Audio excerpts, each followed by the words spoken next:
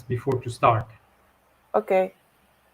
Or take your time to speak for 5 minutes so that we wait for Yanis if he can come back, and then otherwise I go. Yes, but we have to go live because they told me to go live. So we are live, but we can wait. Yanis, please tell us whether you are ready to talk or you prefer to be the second. I'm ready. I'm ready. Not sure if you can hear me, but I am ready as I can be. Only we can't hear you, unfortunately. At all? It's very low, the sound. I think there is problem of his connection. I think too. Because I read. I will close the camera to be for the connection to be better. Okay. Maybe it will help. Can you hear me now at all? Yes, much better. Okay, okay. So please, I would perhaps start, yes, and welcome everybody. And we might actually go online, and after we would ask Yanis to give the presentation, if we might. Yeah. Okay, so it's my pleasure to welcome you to this first edition of U-Form workshop. We are going to have two presentations, so the time is not that strict as it should be. You might take your time. I hope there won't be too much of technical issues here. And I will briefly introduce myself. My name is Małgorzata Hansla. I teach in Lodz University of Technology. I am regular at this conference, and it's my pleasure to start this series of workshop. I hope it's going to get more popular in future. Today we are going to have two speakers. The first speaker is Yanis Paraskevopoulos.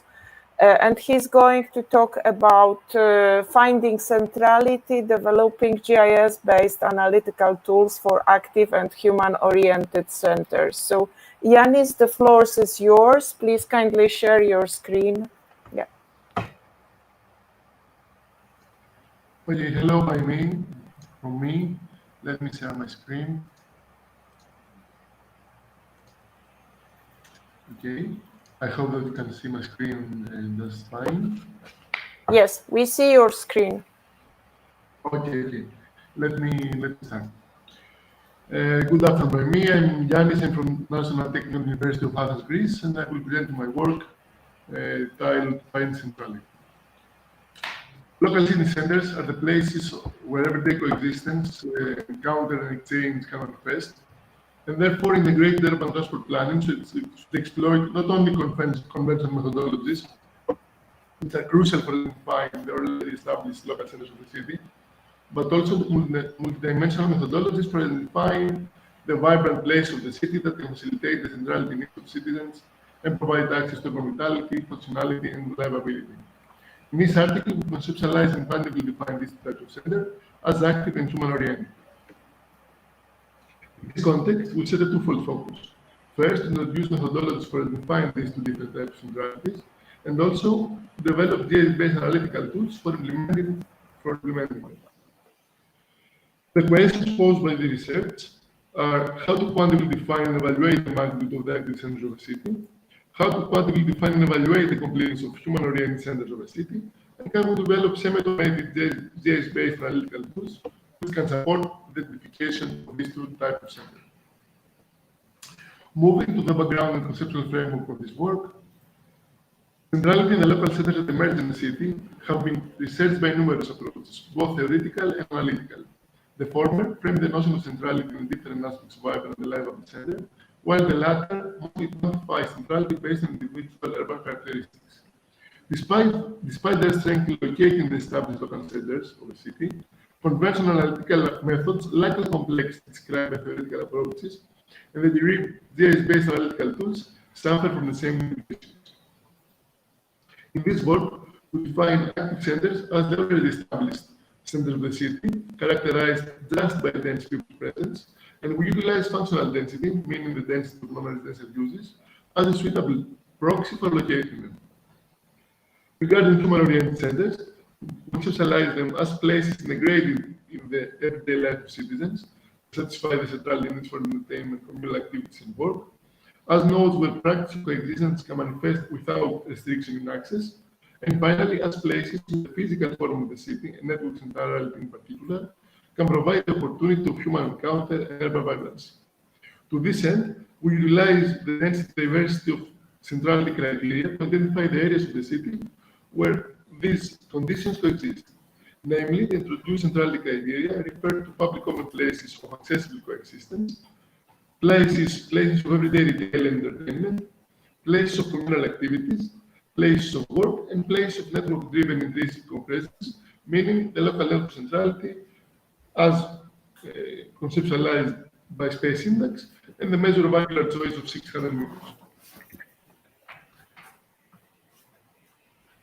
This slide depicts the methodology for defining active centers of a study area and their magnitude. The first step refers to the automatic calculation of the centrality radius and minimum size as relative measures representative of the study area, as also shown in this table. Next, functional density is estimated utilizing kernel density estimation to the previously calculated study case-specific radius and cell size.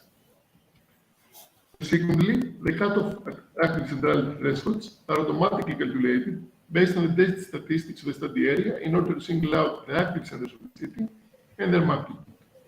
These are shown in this table.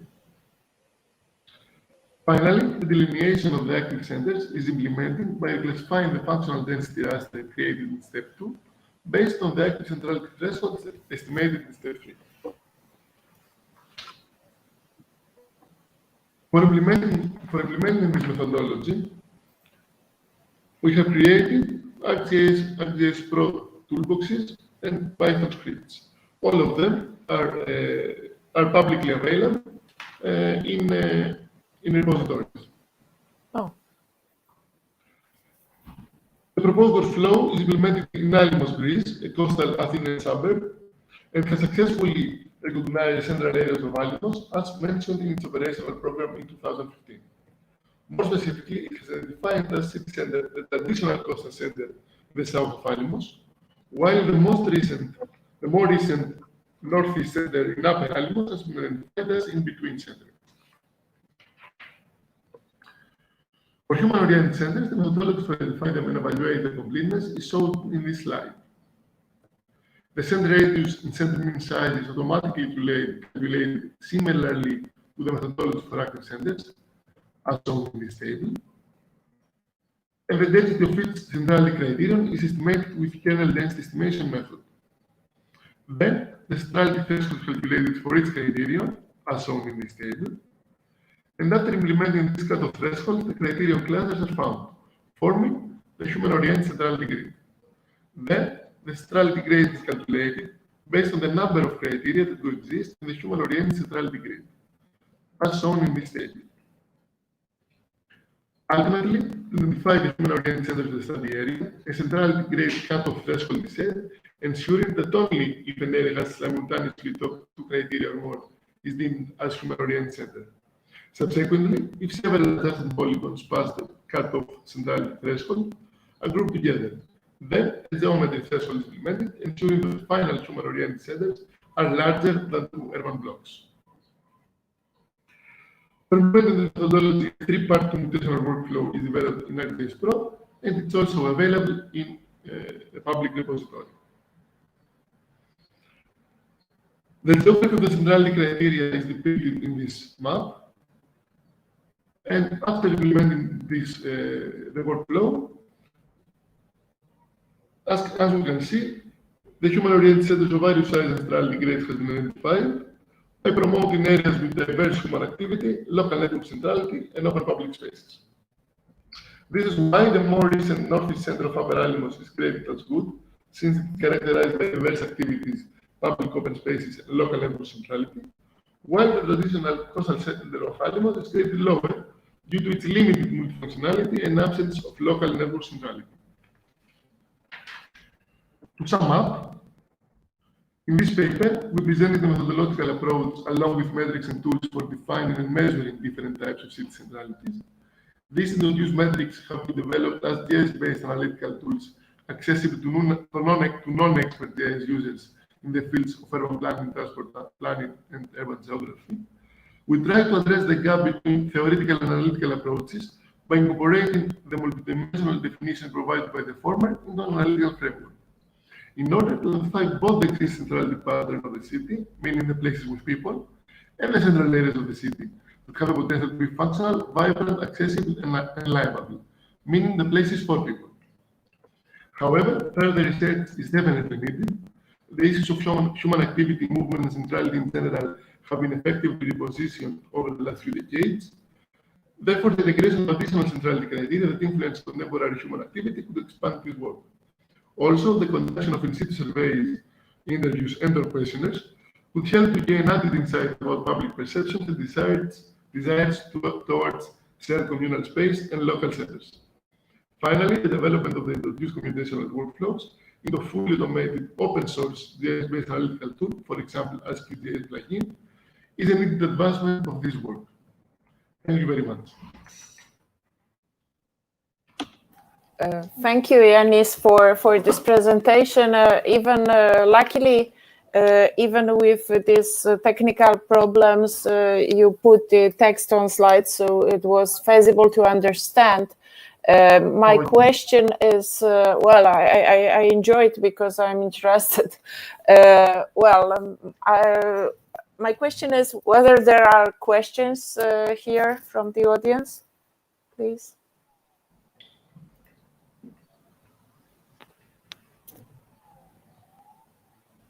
Can I just pose a question? You are welcome. Yeah, I'll try to follow, although I'll miss, a little bit, the voice, the audio presentation. It's so it's, this algorithms and everything is implemented in order to identify where are the centers, So what I assume that I forgot the name. I apologize. Of the Yanis. I assume that Yanis, these results should lead probably to some multi-center network development, or to kind of verify the existing spatial plan for the, apologize, maybe the master plan for the Athens or something like that, and in which way he plans to use these results in general. I would, if it's possible to find out, to now to know. Okay, if I understand correctly, the question is how you could use such results, how you could use such methodology. What would be the applications? Okay, in my opinion, such approaches can help to evaluate the existing centers of the city and how, in what extent it's effective and efficient and created for human, to be honest, how they have been oriented for human needs, and therefore they could be used for, let's say, evaluating the compactness of a study area, meaning to what degree the existing centrality pattern can facilitate the needs of citizens in a walkable radius, because you can identify where the centers are, and you can find the 10-minute walkable radius, let's say, and therefore you can see the holes that are created. Also, such results can be used in participatory design in order to help citizens to see not only where the existing centers are, where is the centers as we all know them today, I mean the citizens, but what are the places of the city that have the potential to facilitate their needs, but because their lack of, let's say, commercial activity or even lack of public spaces, they are underused. And therefore they can be reclaimed, and then they could this could be a tool for reclaiming and empowering citizens towards human-oriented places, shared communal places.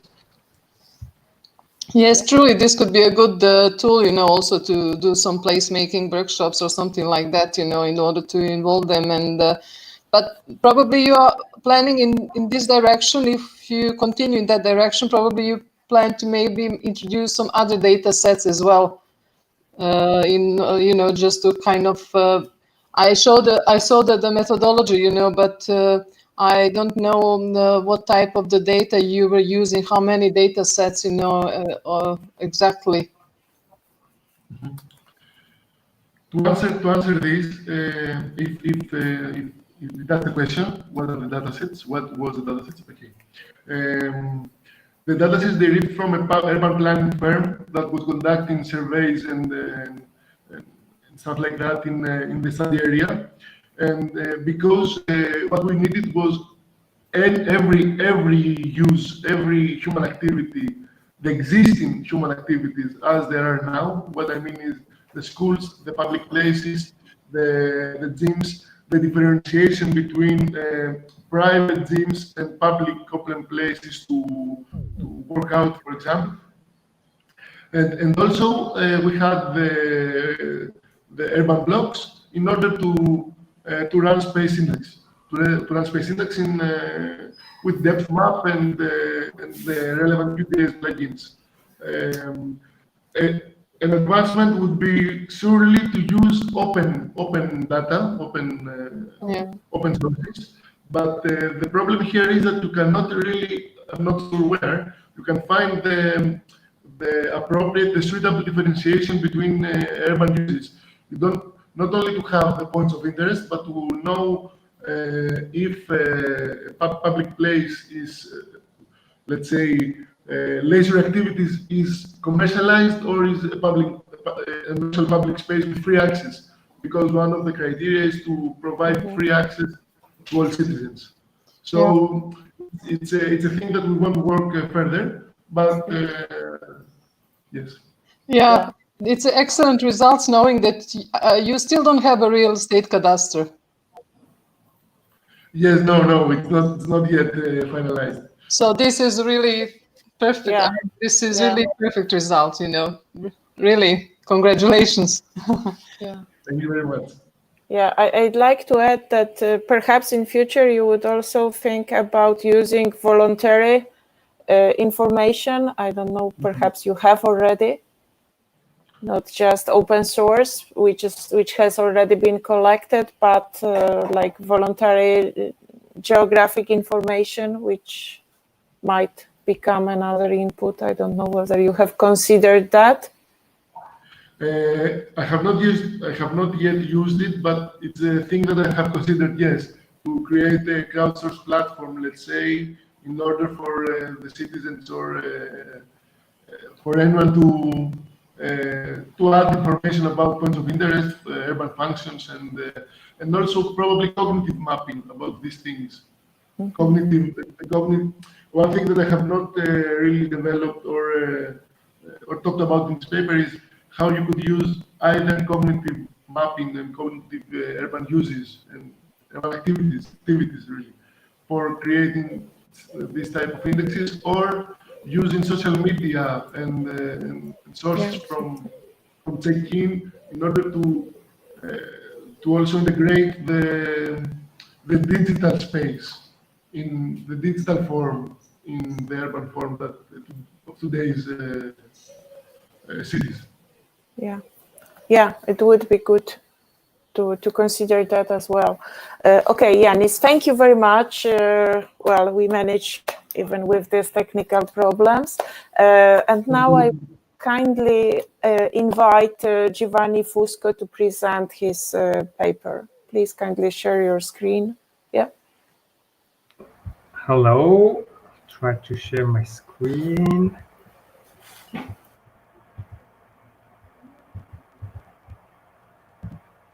Is that okay? Can everybody see? Yes, yes, it's fine. Yes. Perfect. So I will go. My name is Giovanni Fusco. I'm presenting a work done with my colleague, Alessandro Venerandi at the Espace Research Unit in the University Côte d'Azur in France. We'll talk about morphological resilience, that is, resilient urban form. And we will see how some challenges arise in methods when we want to study whole metropolitan areas. Nowadays, cities are faced to all sorts of disruptions. Climate change, economic uncertainties, the pandemic we are living right now, all other kind of disruptions. And within this debate, we talk of the resilient city as a city who can bounce back. But if we remain at this level of discussion, of course, we are not operational. And already a few years ago, Carpenter was saying, if we want to pass from metaphor to measurement, we have to be much more precise. Resilience of what to what. So in my presentation, the focus will be on the physical city. Of course, this is not the only aspect that a planner or even an urban geographer should look at. We know that resilience goes beyond the physical city. Human, economic aspects should also be considered. But it is also very important to understand to what the city here should be resilient, because there is a lot of research on resilience to catastrophic events, whether natural or man-made. And this is not at all what I'm going to talk about. I'm talking about resilience to social technical change. Society changes, needs change, technology changes, sometimes abruptly, sometimes little by little. Are we able to conceive physical forms for the city who do not come obsolete? So this is a contribution, if you want, to the sustainable city agenda. We don't know what the future will be like, but we would like to have urban forms that are adaptive, even transformative, to absorb this change and avoid obsolescence. So when a whole neighborhood, a whole urban sector is to be completely demolished and done anew, we are dealing with non-resilient urban forms. And of course, I will talk about urban forms, so at least the urban fragment or a neighborhood, a whole urban area, but not the single building. I'm not at that level of detail. Now, forms are not always resilient. With forms, we can also create fragility in the face of urban change. And the main obstacle here is functionalism. Yes, form follows function, Sullivan used to say. What's wrong with that? We can have perfect tools for a given function and even perfect buildings for a given function. But when we're dealing with a city, what is the function of a city? There's no single function. There's a set of functions, of needs evolving over time with history and culture. And the only way to optimize a form to a given function is to specialize a given part of the city for that function. And here we have this highly adapted urban forms, but these highly adapted urban forms are rarely adaptive. So they're very good for doing a given thing, but if the need changes, then you're in trouble. This is why more traditional urban forms are nowadays seen as much more resilient than these functionalist urban forms. But what are precisely the characteristics that make these urban forms highly adaptive over time? We don't know what the future will be. We will talk about that tomorrow with the final keynote speeches. But what I will try to say today is that it is already possible to prepare the city for an unknown future by eliminating the present fragilities.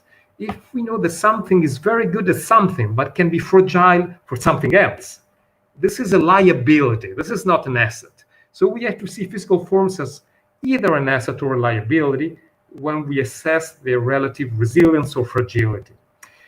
And the methodological stance I will take in my research is that of seeing resilience as an intrinsic characteristic of form. This is ex ante assessment.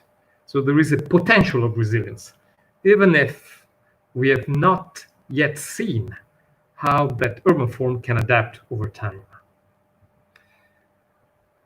Now, the piece of research I'm going to present to you is born of a partnership between our research unit and the local metropolitan authority of Nice in southern France.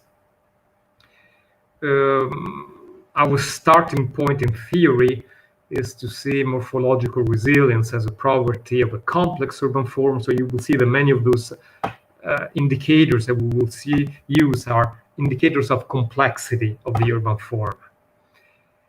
And the need to assess the whole metropolitan area took us to geoprocessing, and so morphometrics that can be implemented within GIS applications.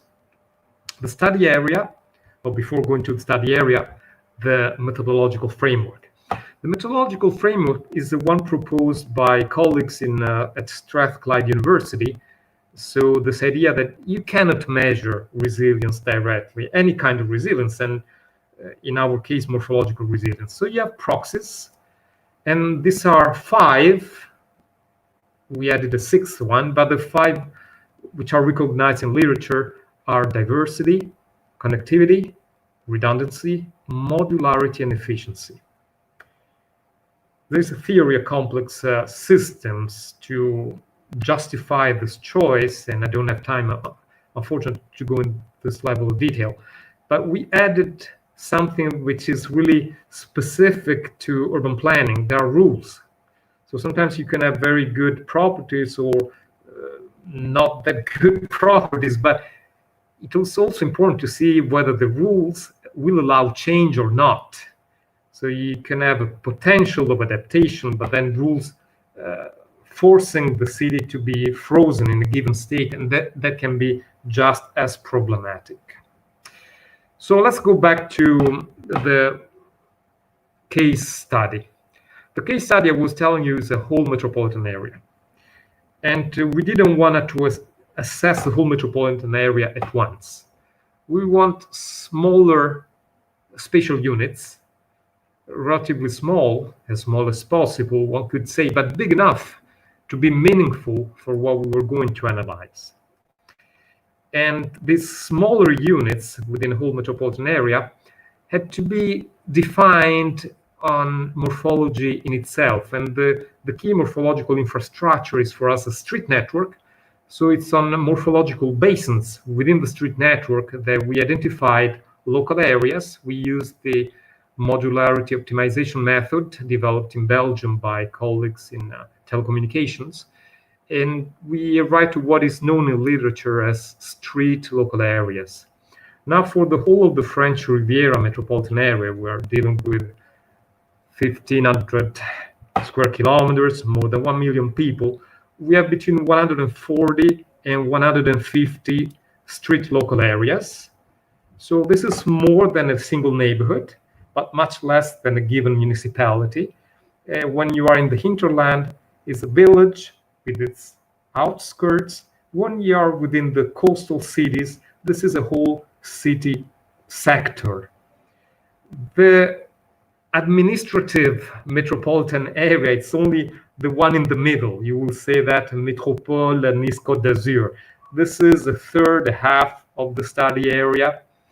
And it was interesting in this to have an assessment, both internal, so how resilient are the urban forms within each of those around 52 street local areas within that metropolitan authority, but also comparing with what happens eastwards and westwards with other sectors of the functional metropolitan area, which are not within the metropolitan authority. So based on theory of morphological resilience, and there are a few references here that where this theory is developed, we first worked on those 5 commonly admitted proxies. And for every proxy, we could measure 2-3 good indicators that, taken all together, they give an overview of how good or how bad that urban form is on diversity, on connectivity, both internal and external connectivity, and diversity is both morphological, typological, and also morphofunctional, if you want.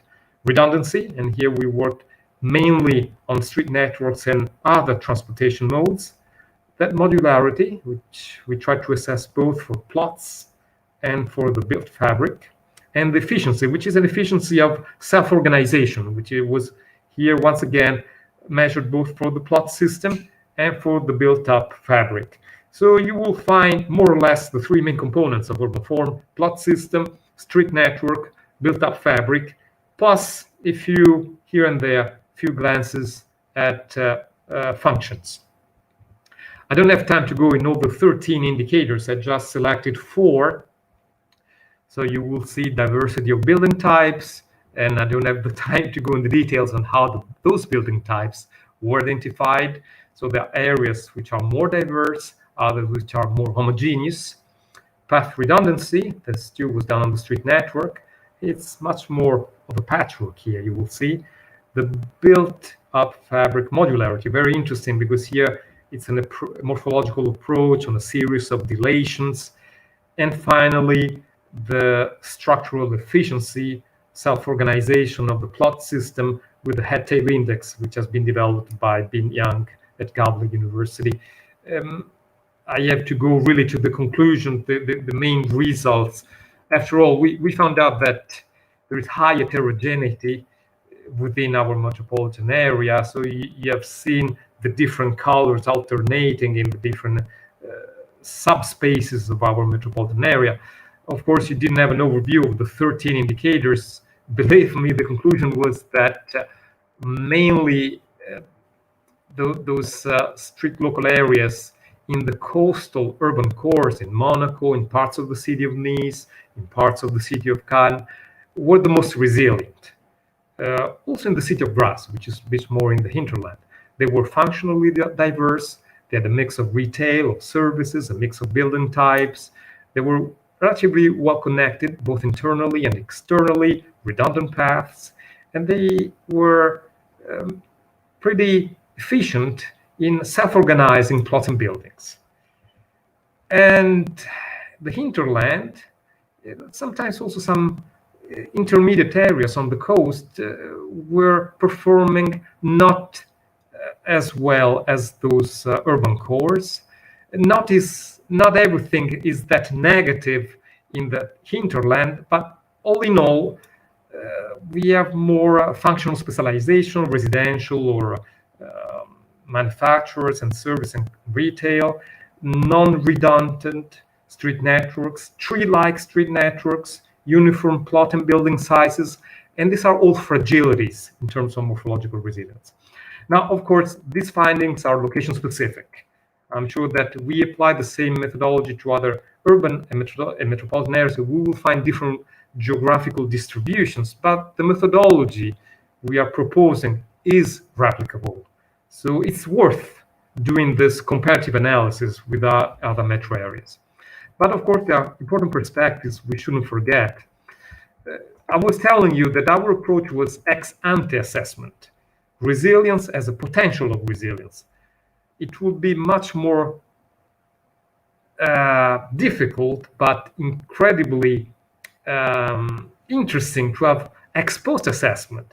So reconstruct historic data to see which urban forms over the decades, sometimes even over the centuries, if we have good data, but for limited urban areas, were able to adapt and transform over time, and which ones were not. Maybe we cannot even observe them because they were already completely destroyed and reconstructed.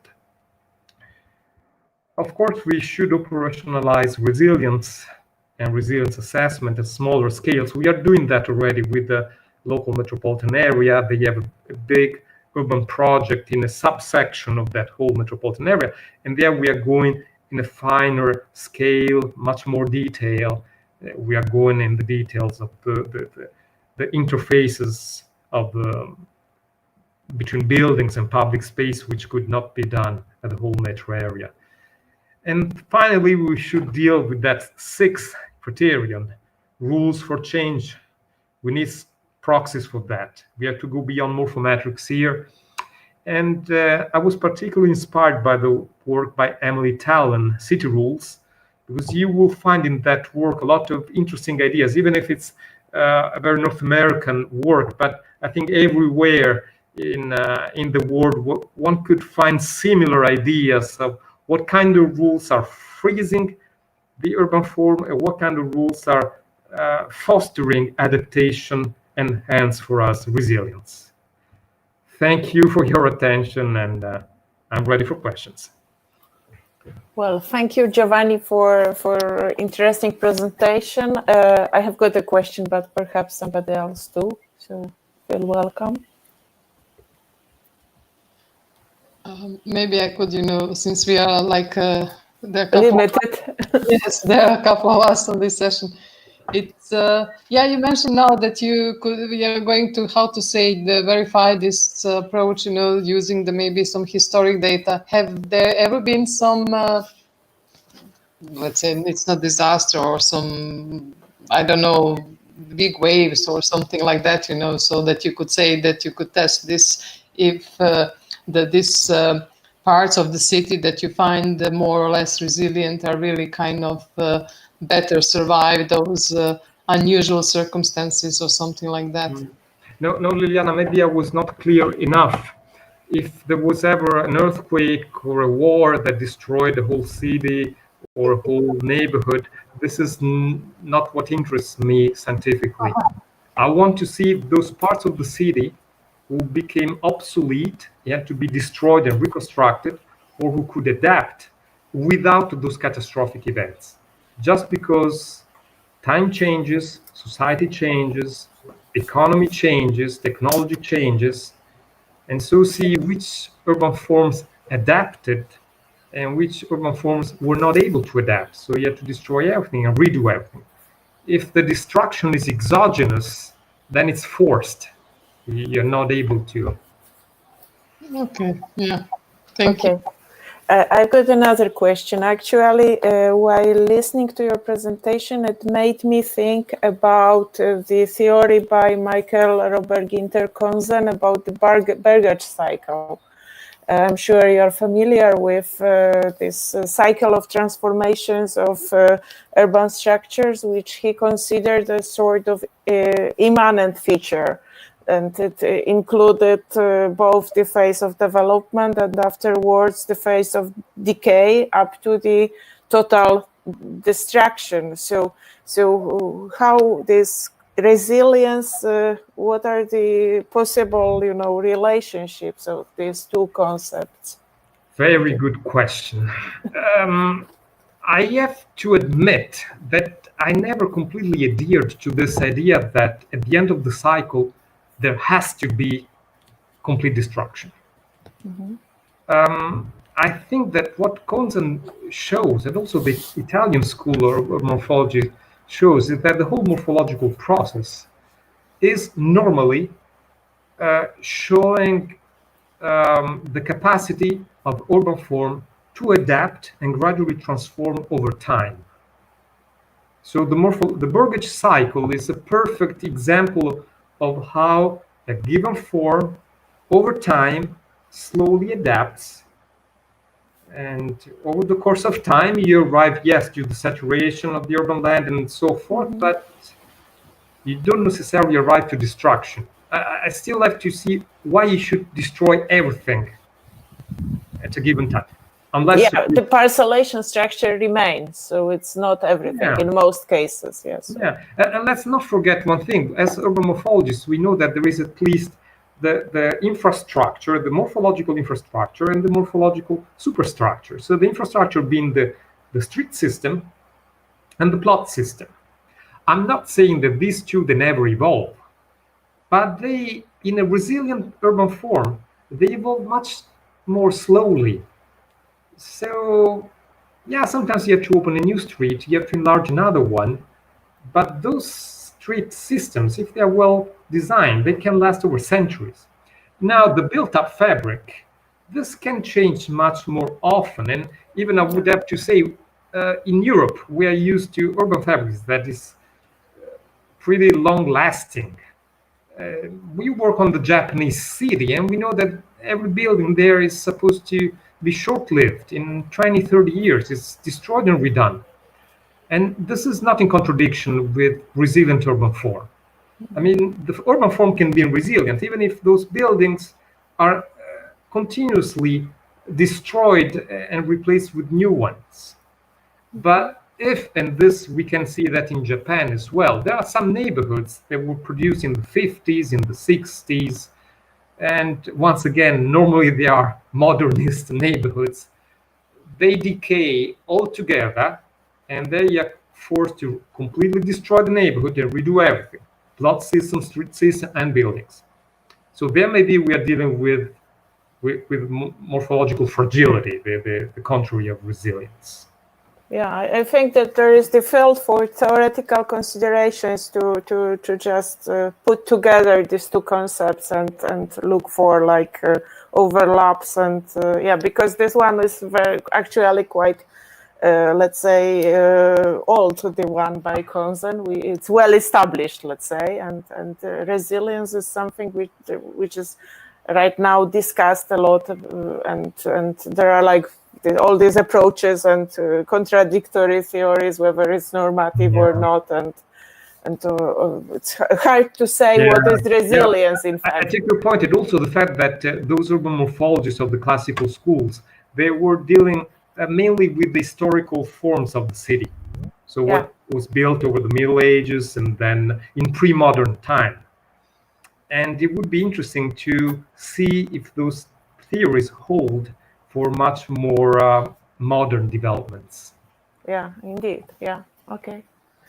So my humble question, are there any other questions perhaps?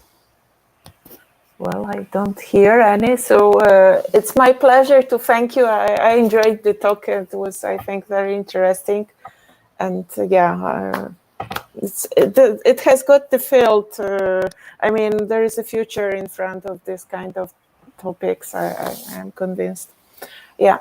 So, and have you considered ISUF? It's online this year. We will present something much smaller in collaboration with other colleagues. We didn't have time to prepare both conferences. Okay. Hope to see you there. Okay. So, well, thank you too. It's my pleasure then to close this session. I would like to thank you, all of you, all the participants, and the more that we are, there are not so many of us. Yeah, and thank you for the assistance as well. Yeah. So that's it. It's been a pleasure. See you guys tomorrow. You are all welcome to the keynote lecture. Yeah. Okay. Thanks. Bye. Bye. Bye.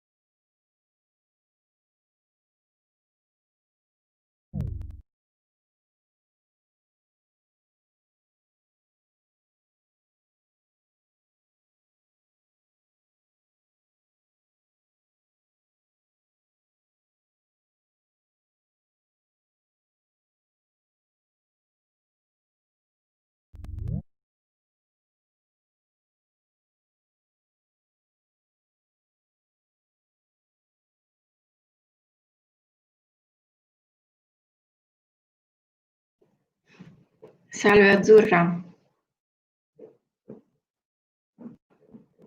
Mi sente? Sì, Ok, io sento male. È una presentatrice, vero? La sento malissimo. Ha tipo la voce robotica.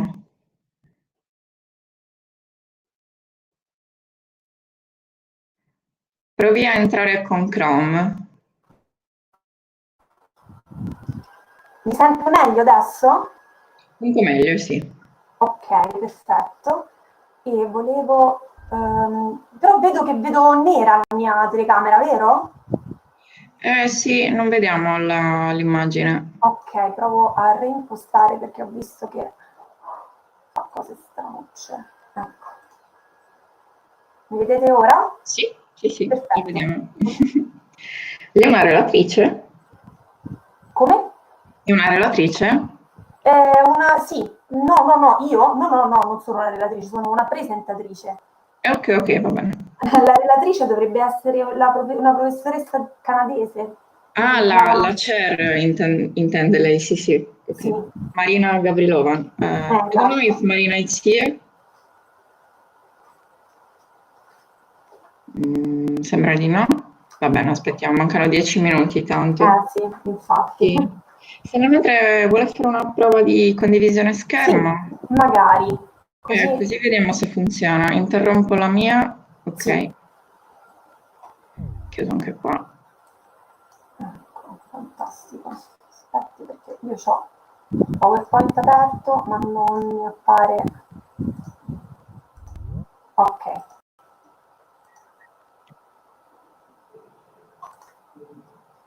Vedete? Sì, si vede. Perfetto. Ok, sì, si vede tutto. Perfetto. Benissimo. Ora però, ok, arresto la condivisione. Perfetto. Ok, grazie mille. Grazie a voi. Ovviamente le presentazioni sono tutte in inglese, giusto? Sì, sì, sì, tutto in inglese. Perfetto, va bene. Spengo il microfono, magari do fastidio. Va bene. There is someone of the presenters here. Hi. I see Judith. You can open your microphone.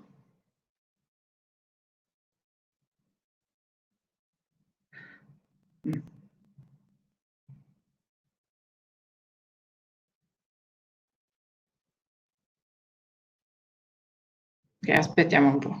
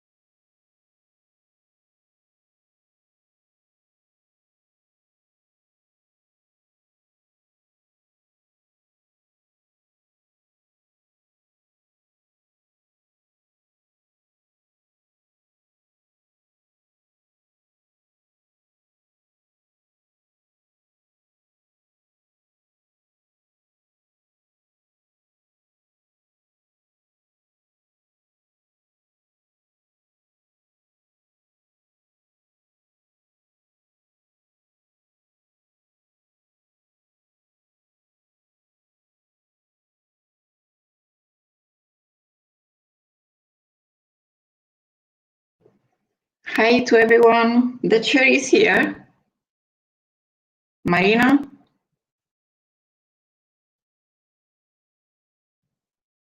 No. Someone of the presenters is in the room, except Azzurra.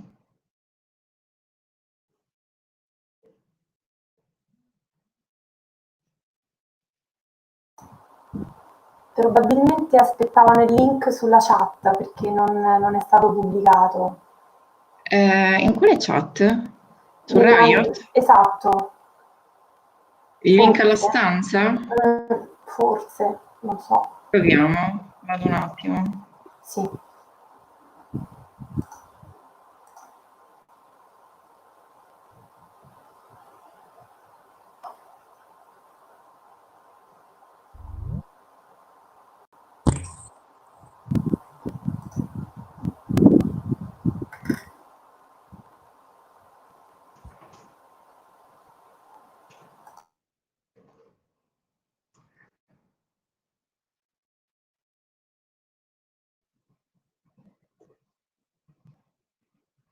Ok, l'ho messa.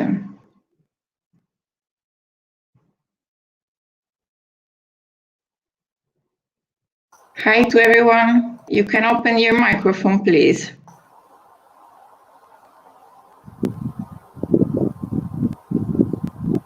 You are all muted, except Azzurra. If you have a problem, you can write on the chat here.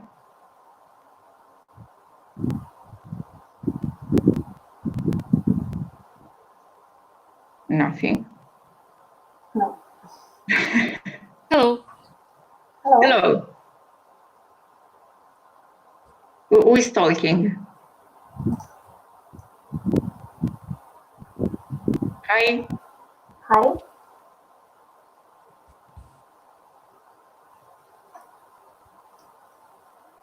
No one. Okay, so hi. I don't know. Azzurra, partiamo? Okay.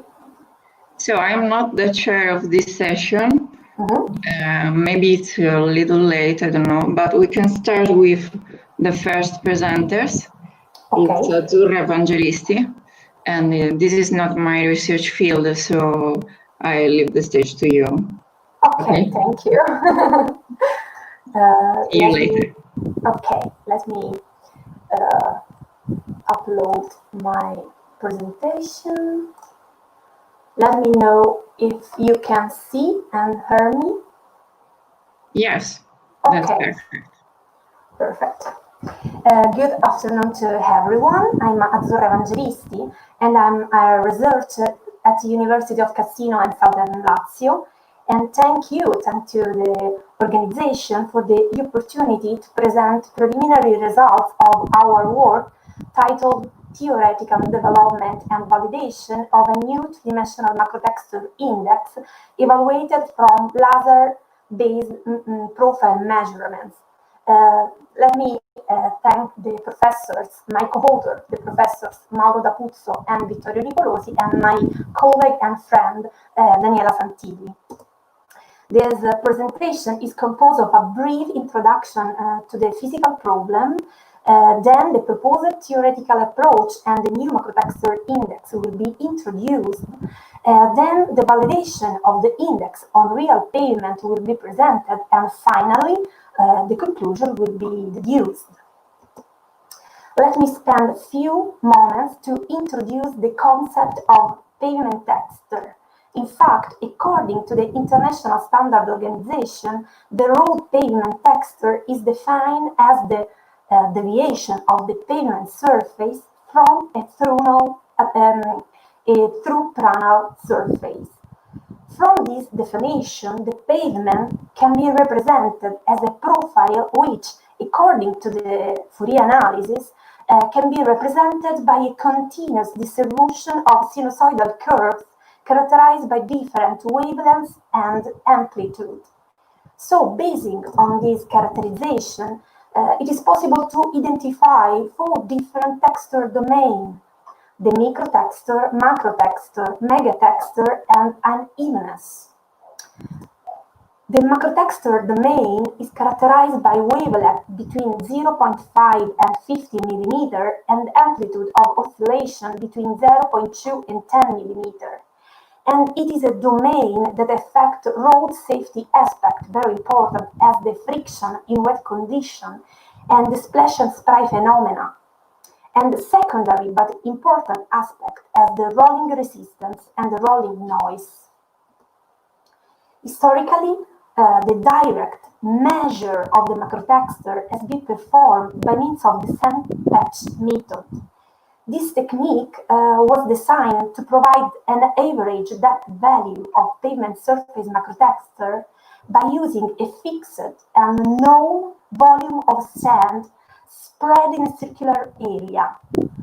So the measure of the diameter of this circular area can be used for the evaluation of an index called the main texture depth, but obviously this technique has been replaced by faster and more efficient method based on the profile analysis.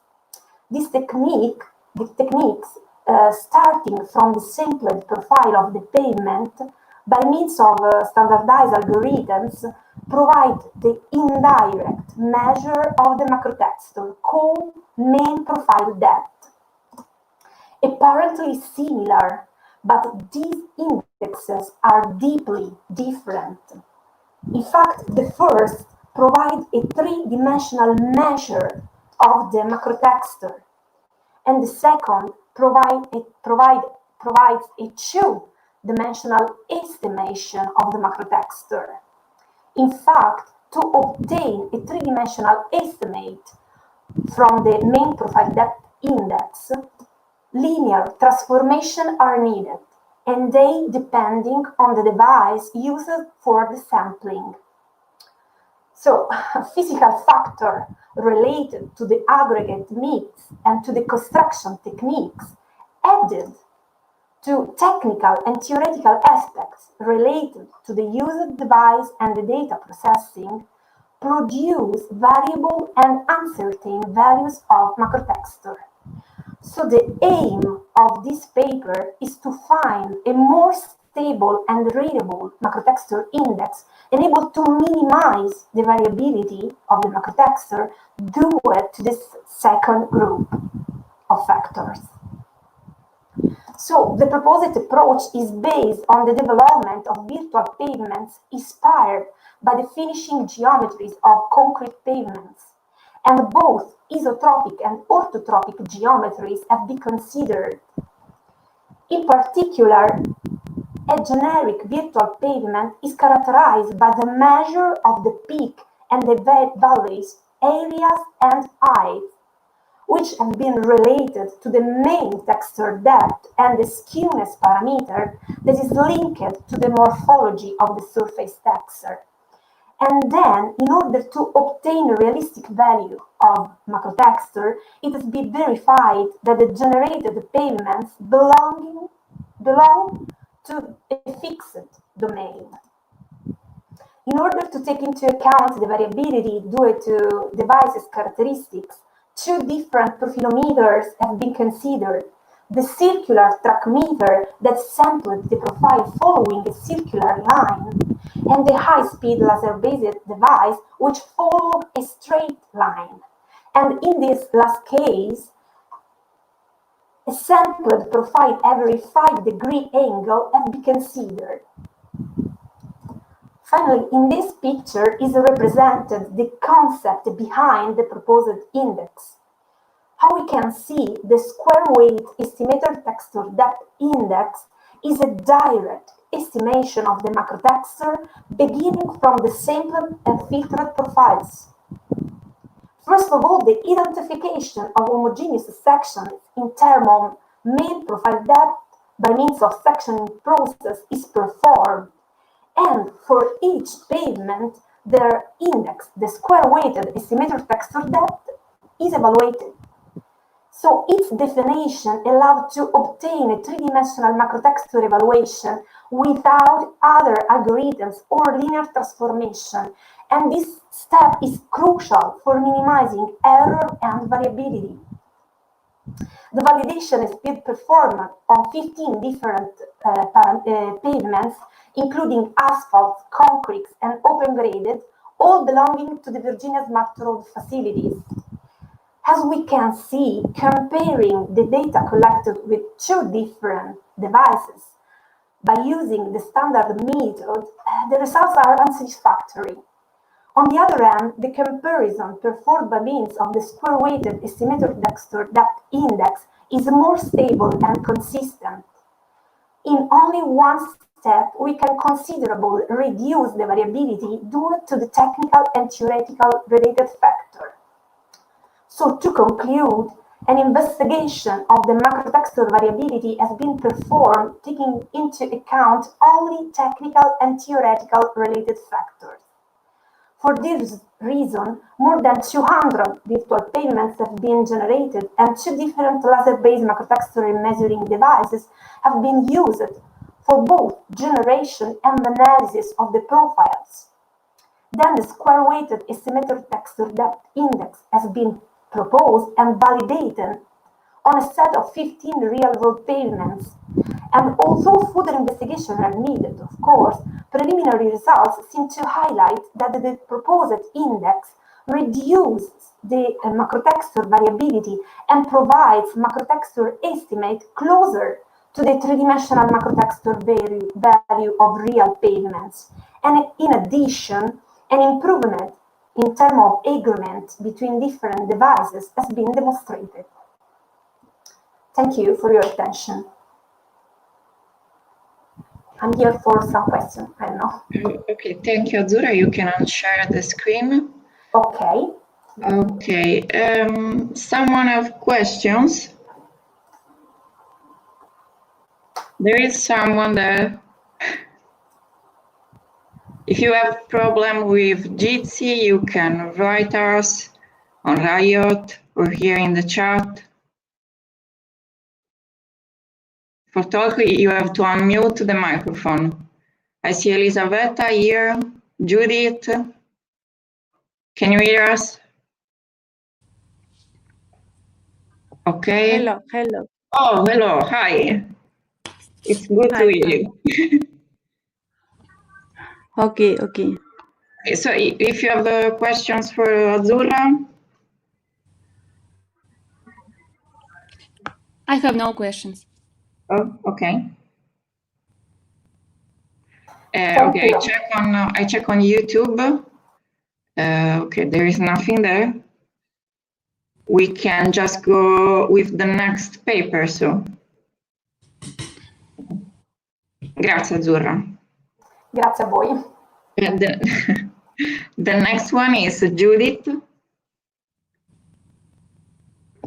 Hello, aquí. Hi. Hello, hi.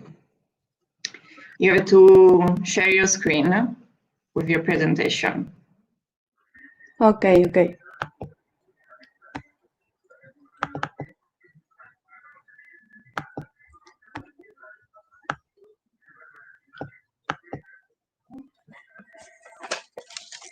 Hello, organizer and audience. My name is Judy Jimenez. The title of my paper is Calculation of the Differential Geometric Properties of Surfaces Intersection.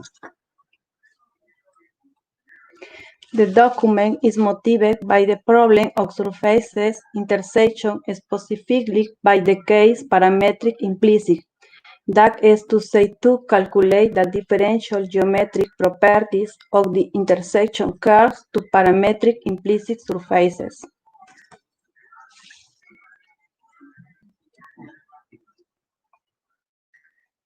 This paper describes a new package in mathematics called FRENET. The package calculates the equation of the tangent vector, binormal vector, normal vector, curvature, and torsions. Examples.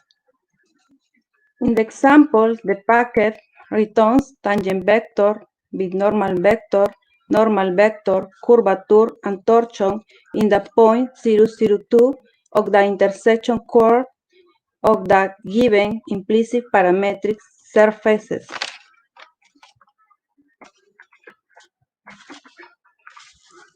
The packet visualizes the intersection of both surfaces on the indicated intersection point 002, tangent vector in red, normal vector in green, and the b-normal vector of light blue.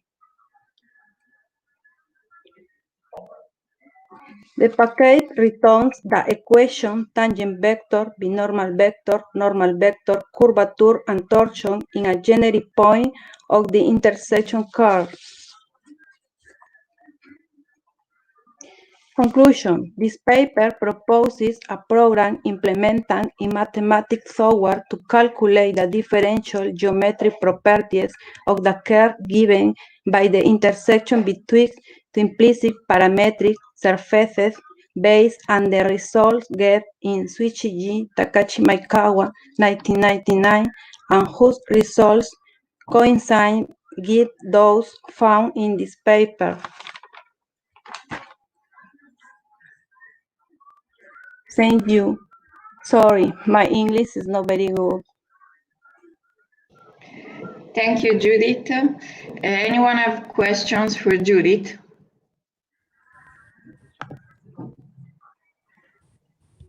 You can just open the microphone or raise hand.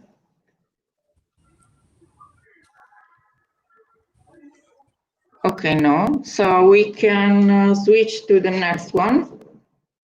I think that is Elisabetta. Yes, I'm here. Okay, hi. You Hello. can start when you want. Hi.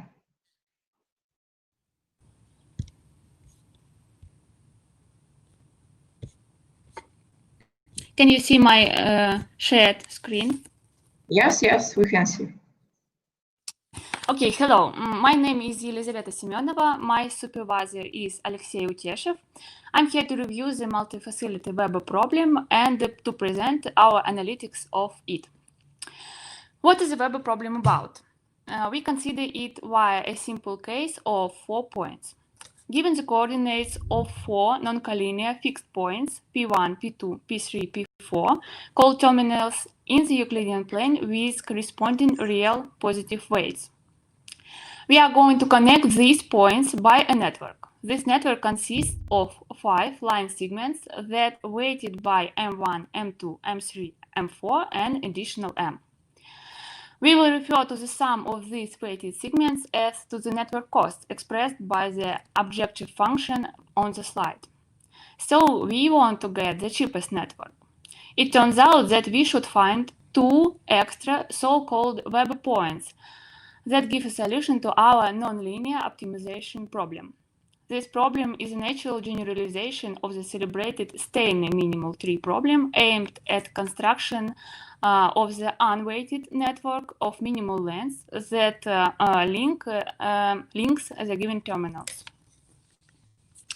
To illustrate this idea in an industrial context, let's imagine that you are an entrepreneur and you want to produce ravioli. You need 3 ingredients: flour, eggs, and some fillings. Your raw materials are located at the terminals, and you're going to build 2 facilities for production, splitting into 2 stages. The first stage is mixing flour and eggs into a dough at the first facility. The next one is adding some filling to make ravioli at the second facility. Finally, you have to bring your ravioli to a restaurant. At every step, you deliver all ingredients to facilities and the finished product to a restaurant by a car. As a true entrepreneur, you'd like to make as much money as possible. That's why you try to reduce the length of every infrastructure segment for saving fuels. And it's clear that if you transport a large amount of flour and a small amount of filling, you should place your facility closer to flour than to filling. So the aim of our investigation is to tell you where exactly locate the facilities to minimize the transportation costs. The cast function is nonlinear and non-differentiable at terminals, and iterative procedures might diverge if the web point lies close to a terminal or the web points are about to collide.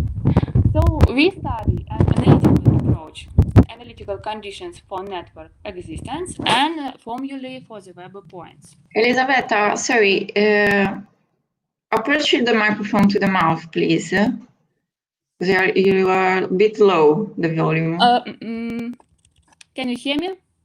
Yes, okay. In order to extend an analytical solution of the four-terminal case to the multi-facility web problem, we demonstrate here the reduction procedure via a five-terminal example. We can reduce it by replacing a pair of real terminals P1 and P2 by the phantom point Q1 through the special geometric algorithm. Then we solve the four-terminal case for the configuration Q1, P3, P4, P5 and obtain the coordinates for the facilities W1, W2, W3. Finally, return P1 and P2 instead of Q1. Apply the formulae for the three-terminal problem to the configuration P1, P2, W2 and get the facility W1. Analytical solution provides us with a unique opportunity to analyze the dynamics of the network and the variation of the parameters. For example, let's move the terminal P3 somehow towards P2 with fixed other terminals. The figure shows that the trajectory of P3 does not influence those of W1 and W2. That is, both facilities do not leave the determined axis for any drifts of P3 until the latter swashes the line L. At this moment, W1 collides with W2, and we are catching the problem degeneration to the corresponding unifacility 1. Meanwhile, the facility W remains unchanged for any position of the terminal 3 in the half line L. When P3 crosses the line L, a solution to the B facility web problem does not exist, while the unifacility counterpart of this still possesses a solution. So our results. We gained analytical solution by radicals for 3 and 4 terminal networks and the reduction procedure that allows to build successively networks with any number of terminals.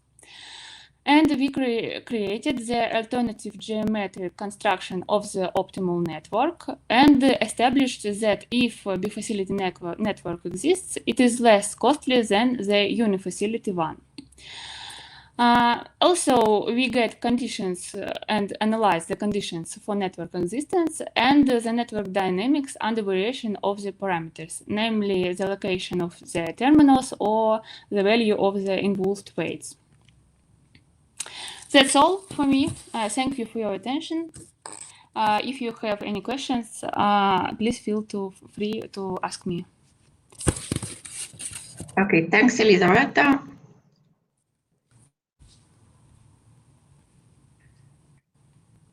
There are questions for Elisabetta?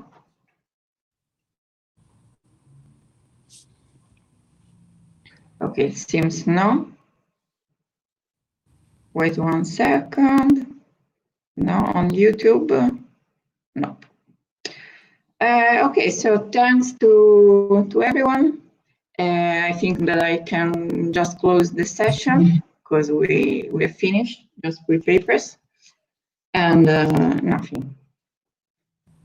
See you in another session, maybe. Okay, thank you. Bye-bye. Thank you. Bye-bye.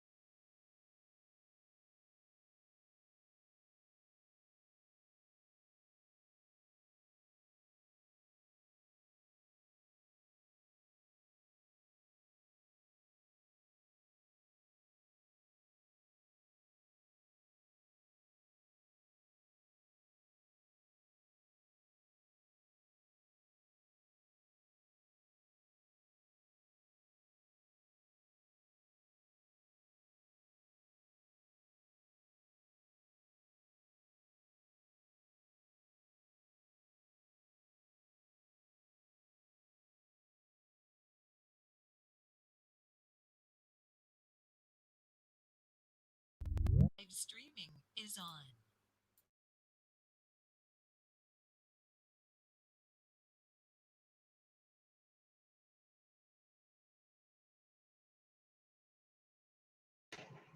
Salve Giulio.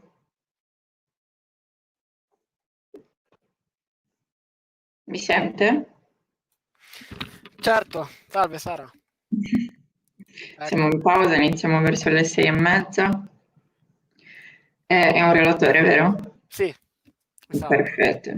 Però se vuole, visto che abbiamo un po' di tempo, può provare a fare la condivisione schermo. Magari. Ok, interrompo la mia un attimo Sì, e andiamo. ok. Allora. Vediamo il bottone per la condivisione. È quello in basso a sinistra? Sì, trovato. Ok, scegli finestra. Eccola qua. Si vede? Perfetto, sì. Prova a metterlo a schermo intero, eh? Ok. Si vede? A schermo intero non ancora in realtà. La vedo quella prima. Ah, allora probabilmente crea una nuova finestra quando fa schermo intero. Può essere. Un attimo, riprovo.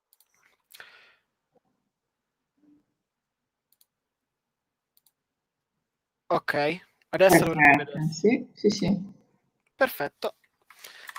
Ok, allora adesso interrompo. Grazie Ok, intanto. di nulla. Ci vediamo tra un po', aspettiamo anche gli altri. Sì, perfetto. Intanto allora disattivo tutto. Va Grazie. bene, di nulla, a dopo. A dopo.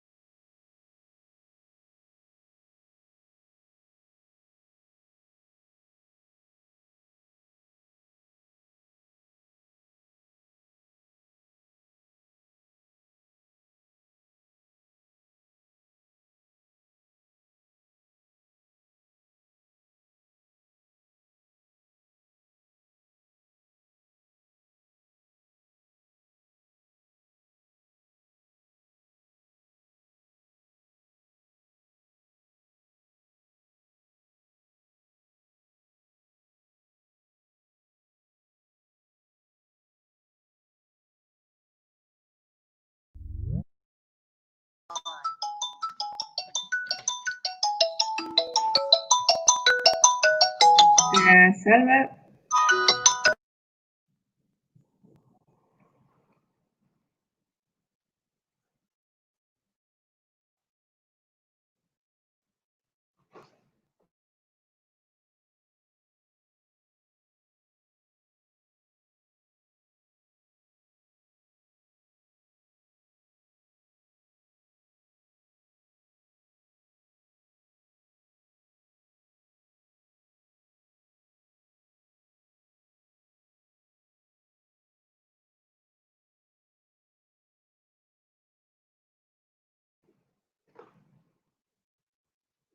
The presenters are in the room, except Giulio.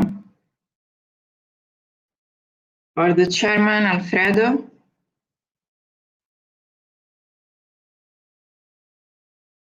If you are talking, you're muted, and we can't hear you.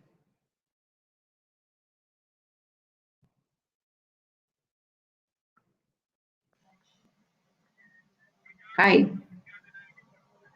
Va bene? Ok, salve Alfredo. D'accordo, ascolta, ora ti saluto, scusa, ciao, ciao, ciao.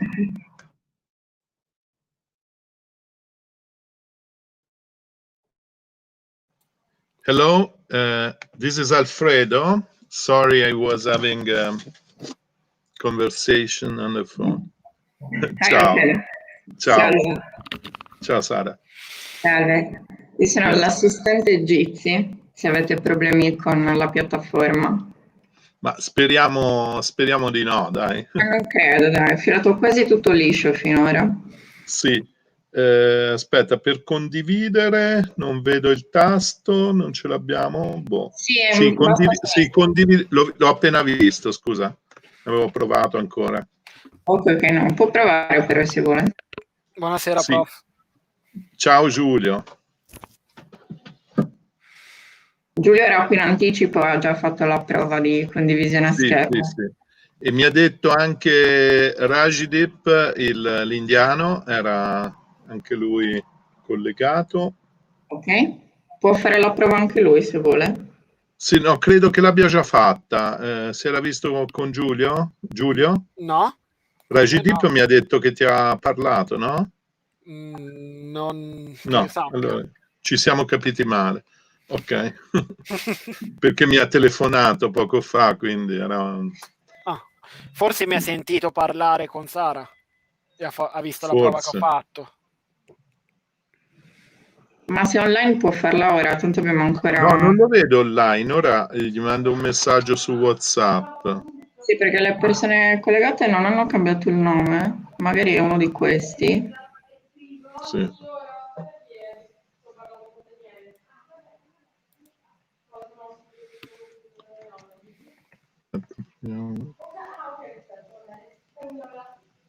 Hello Rajdeep, are you here?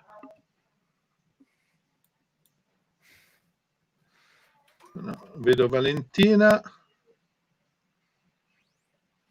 Ok. Gli mando un messaggio così vediamo se mi risponde.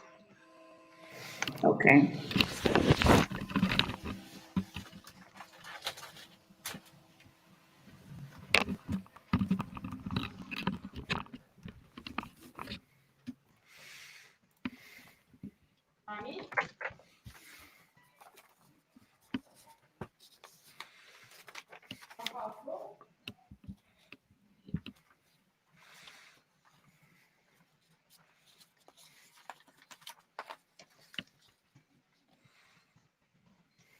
Perché con Alfredo e Valentina ci vediamo anche domani mattina per le ultime sessioni. Sì. Giusto? Perfetto. Vi devo ricordare di compilare il form con le valutazioni poi. Certo. No, io ce l'ho già aperto, tra l'altro. Ah, ok, perfetto. Pronto. Così non ve lo ripeto domani. Grazie. Ci sono anch'io domattina poi per tutte Certo. e due via.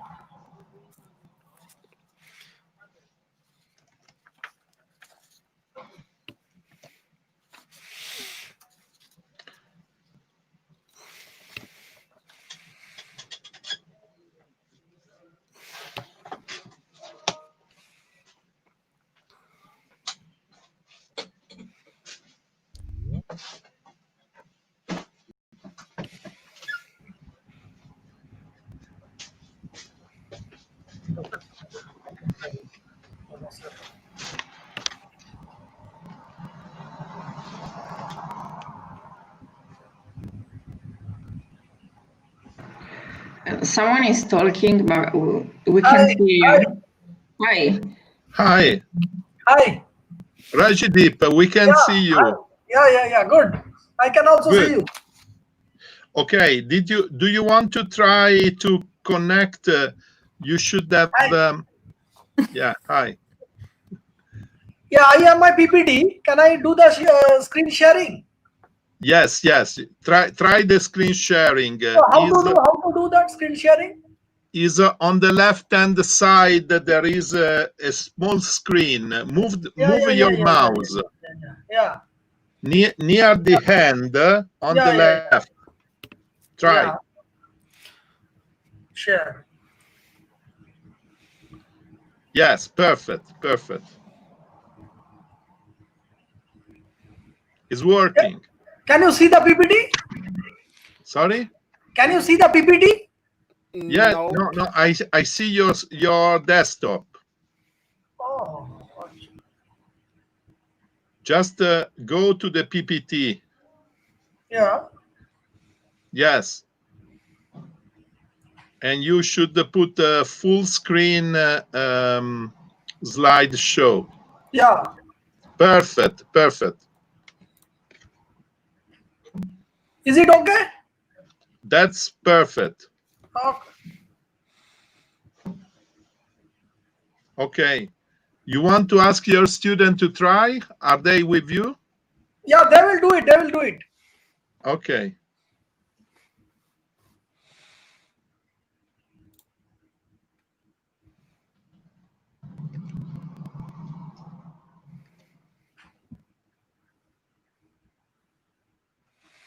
Welcome, Hamar. Hamar?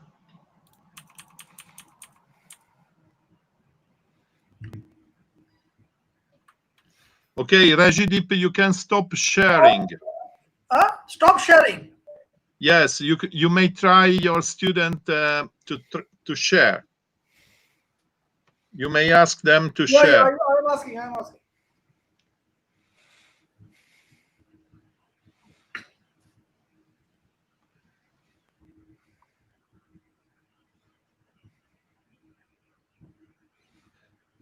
Sara, tu sei all'Università di Cagliari?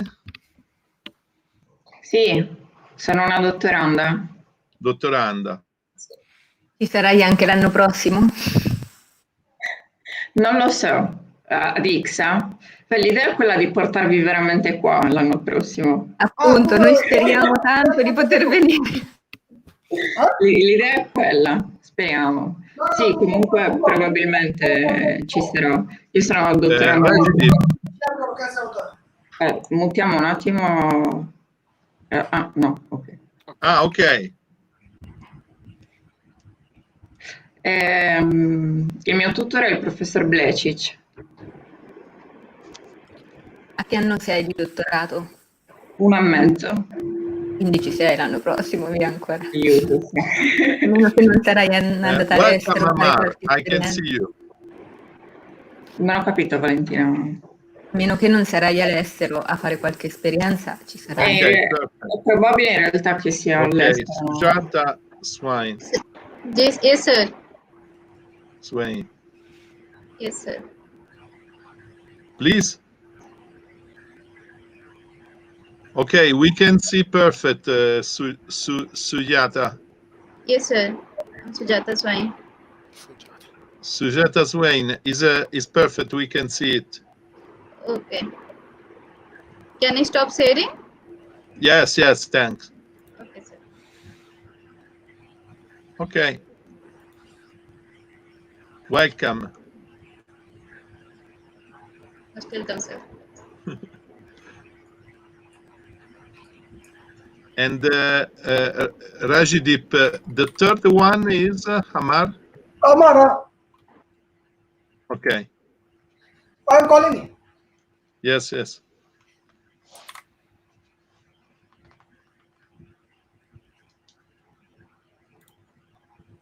Share करो, wait कर रहे हैं हम लोग. Share करो, आगे दिखाओ.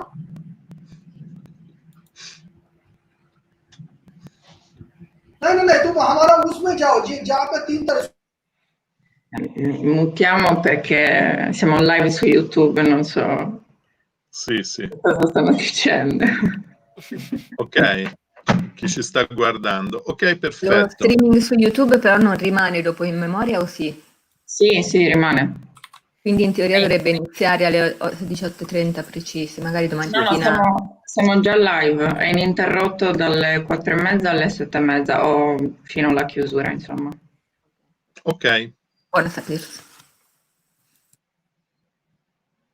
Aspettiamo ancora un minuto, appena scatta 31 sul mio.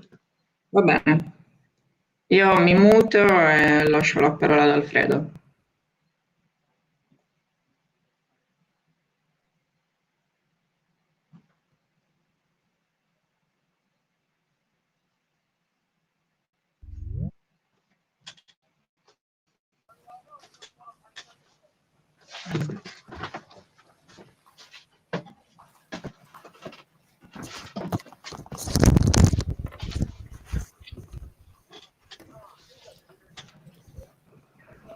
Okay. I think that Amara is here. Yes, welcome, Amai. Thank you, sir. Thank you. Okay. You can stop sharing. We see your slides perfectly. Okay, sir. Thank you. Thank you.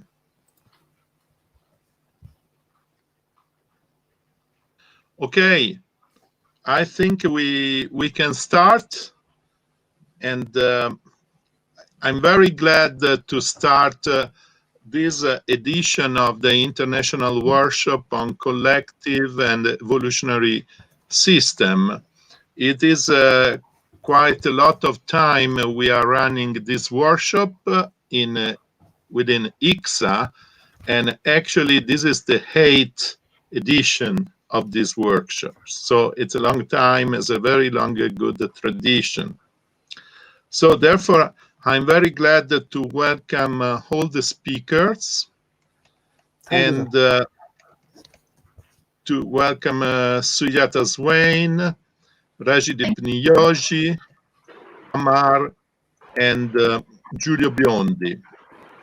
So I think it's time to start, and I'm glad to introduce Professor Rajdeep Niyogi, which is also a traditional member of this workshop and this conference, is co-chairing this conference workshop with me. Please, Professor Rajdeep, you can start to talk. You are muted. Yeah, you should unmute yourself. And the title of the paper is a learning-based approach for planning with safe actions.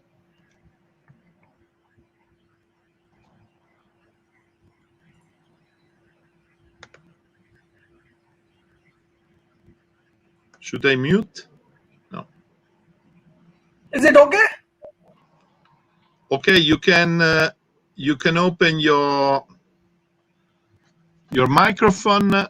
And yeah, microphone, I made it on. Yeah. And cam. Yes. Okay, can I start? Yeah, you can start, please. You're okay, welcome. Thank you, Professor Milani, and good evening to one and all. So I am Rajdeep Niyogi. I am faculty at Indian Institute of Technology, Roorkee, India, and I'm going to talk about our work. It is also a joint work with Professor Milani, a learning-based approach for planning with safe actions.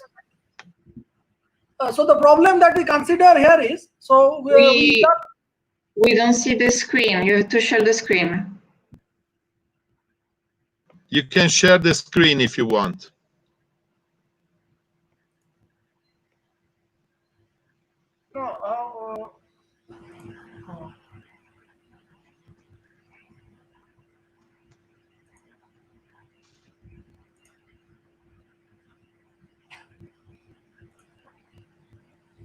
Yes, perfect.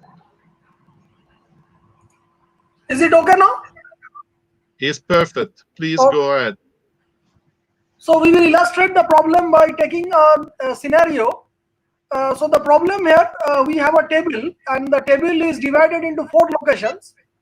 And we can see that on the left there are 4 plates.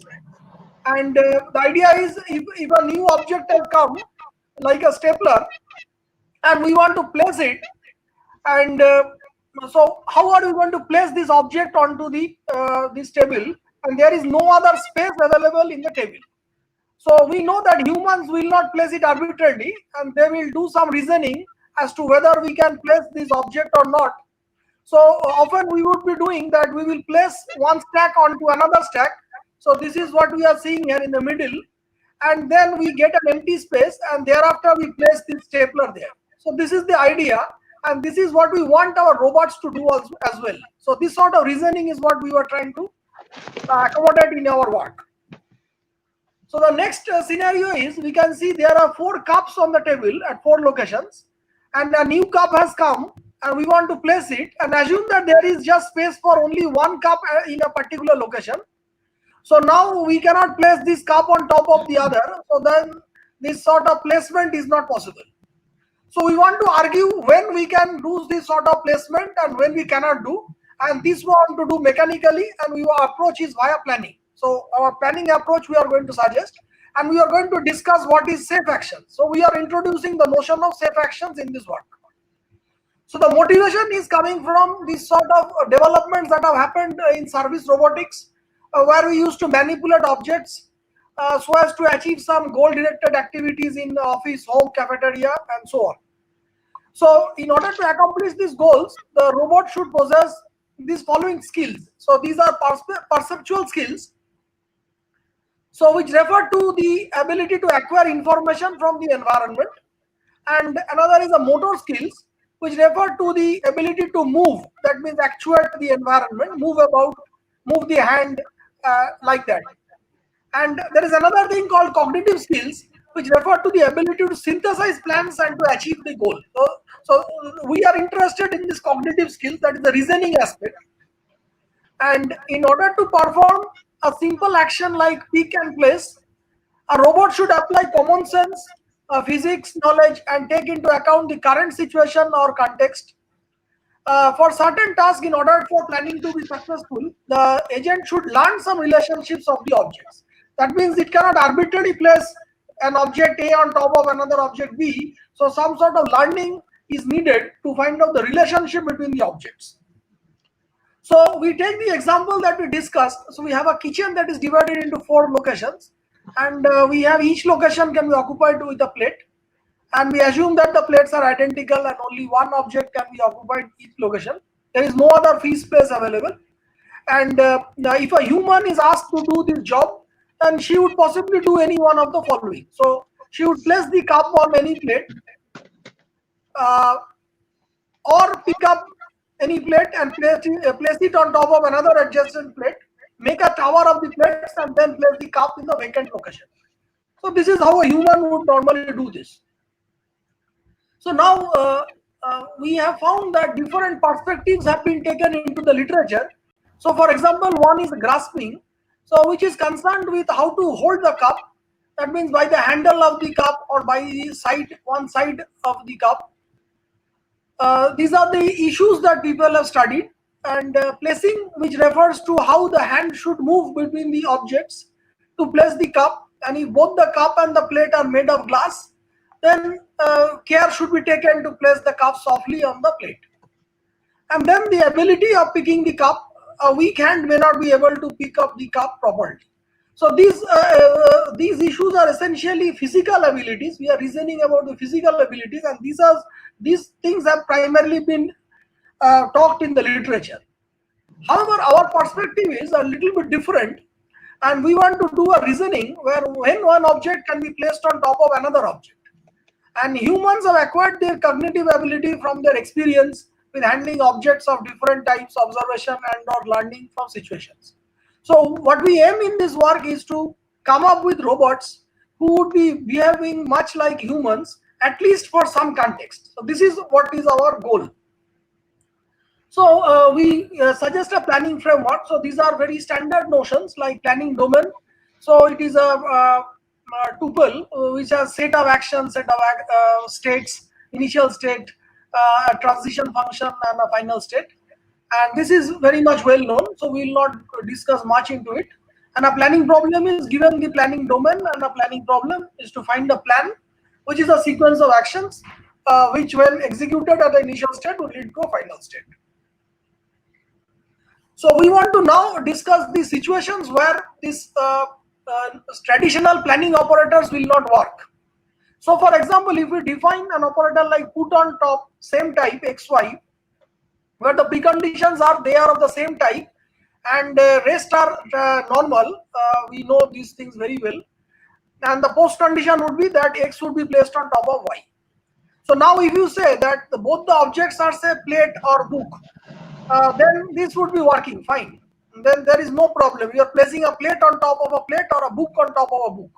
But when both the objects are say cup, suppose you have a cup, x is a cup and y is another cup, then you cannot, we know that we cannot place a cup on top of a cup, so then this operator definition will not work. So this is one limitation. So now you see another situation. So suppose we say our types are different, so then what happens is it is defined as before. That means, but now when the x is laptop and y is cup, you should not perform this action. That means you should not put a laptop on a cup. So thus we have seen from these two situations that operator definition alone is not sufficient for the problem under consideration. So we need to know, define something more. So what we do is we define a safe action, and that is applicable at a state S, is considered safe if the post condition is consistent with the physics, common sense and common practice. So this is our intuitive understanding of safe actions, and safe plan is one that consists of only safe actions. So now we want to come up with a definition including with safe actions in the line that we discussed earlier. So for this we introduce a predicate, so which is called can place AB. That means if it is true, that means A can be placed on B, otherwise it is false. So now we rewrite this definition as before. So now we say can place xy, and whatever we have, it is straightforward. Now you see, if the robot knows that can plus xy is true, then only these actions will go through, and whatever we will get is called a safe action. Now the question then is how to learn this predicate. So we want to learn this predicate just as humans know this relation that you normally do not place a laptop on top of a cup. So this learning is what we do, and the idea is that we want to learn a predicate instead of learning functions, which is something novel that we have done. And the learning that is done using a supervised learning approach, we have used neural networks. And what we did was we have taken some different types of images and trained our neural network with those steps. And we have this matrix says that 0 means you cannot place A on top of B. That means A is on the rows and B is the column. And 1 means you can place this A and B. So this is the understanding of these predicates. That means after the learning has done, so that means this can place AB has been known for at least these objects. This is the training objects. So now when a new object comes, we have to handle, and for this we are using a heuristic like overall shape, base shape and base area and category. And based on this we have found these numbers, and using these heuristics we are placing the new object. So then learning, we have to again use these physical categories of these new objects, and for this we have used SVM for this classification. And based on these 3 categories we have found cup on top, true class and predicted class. So this was the true class cup and the predicted class was cup, and this sort of learning has happened. And now the planning algorithm that we want to suggest, the idea is like that we have a planning domain, we have a configuration involving some objects, and the plan is to planning problem is to find a safe plan that rearranges these objects so as to place a new object. So we are assuming that all the objects can be placed on the table, and for all x we have this predicate holds, and this tower y denotes a tower of objects with y at the bottom, and put down tower y can be an action that removes all the objects on the top of y including y. So if you have, then we are illustrating the algorithm using the different cases. So one is place x in the environment without rearrangement, another is place x in the environment by rearranging only top objects, and another is place x within a tower of objects in. So these 3 cases we are going to show. So this is case 2. So what we did, we rearranged these objects plates, and then we got a space and we have placed the stapler. This one, what we did, we have to make a tower now. So you can see the leftmost figure. This the cup at the leftmost one. That means this cup at the bottom down left, that was temporarily removed and kept somewhere else. This is the assumption that we are placing it outside this table for a momentary point of time. Then we are creating this space and placing the plate there, and thereafter we are placing the cup there. So this way case 3 works. And here you see we cannot apply case 2 or case 3, those then this is a failure, so we cannot do any perform this cup here. So now when we consider placing a new object, we perform as before. So we figure out where it can be placed. So here in the right, in the top right cell, we are placing this object onto the bottom one stack we are creating, and then we are empty space is created and we are placing the cell phone there. And now for the newspaper, we are creating the space on the right, and we know that every object can be placed on a newspaper. A newspaper also can be placed on top of the other. So we have created a space and created the tower, and thereafter we placed it. So the features of the algorithm, they include, it is a non-deterministic algorithm. Since there are different, given initial configuration, different plans are possible for placing a particular object. And for every region, for instance, every one plate and a goal is to place, then we have multiple cases are applicable. So this is another feature of this non-determinism. And this how to handle the cases, that is selected non-deterministically, and the plan would be returned. And if the region has tower of more than one plate, the goal is to place another plate, then all the 3 cases hold. So we have found that the non-determinism is necessary, and since we want to achieve the goal, and moreover no goal configuration is given as input. This is another aspect that differentiates within the classical planning problems, and we have found that the order of execution of the cases is irrelevant. So we conclude that we considered a goal-directed object manipulation task that requires cognitive skills like planning and learning, and we showed that by learning a predicate can place, a robot can determine where to place an object A on top of another object B, which in turn allows the robot to perform safe actions. We have suggested a method by which a robot can handle a new object for which the predicate has not yet been learned. And for this, we proposed a non-deterministic planning algorithm, and we have implemented our approach, and the experimental results are quite promising.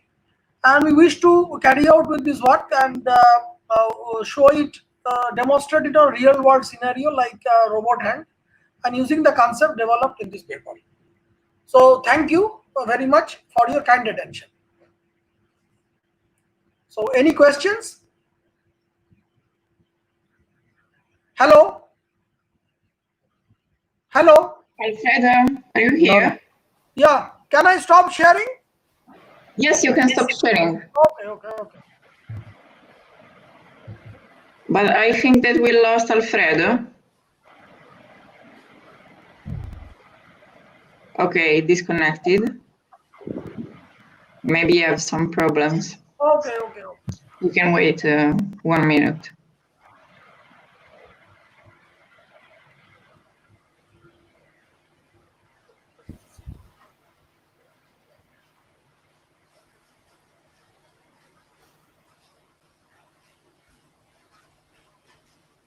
But if someone has questions, can just open the microphone.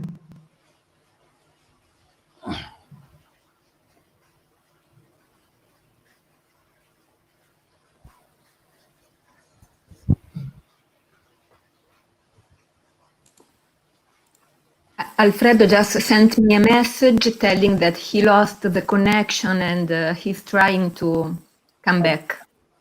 Okay. In the meanwhile, if anybody has any question, you can proceed. It seems no. Not even on YouTube. Maybe Rajdeep. Okay, Okay. Alfredo is come back. Okay, I'm sorry I lost the connection. And okay. So I thank you very much, Professor Rajdeep, for his talk. I just lost a few last seconds. Okay. And I'm asking anyone want to make a question on this talk, please.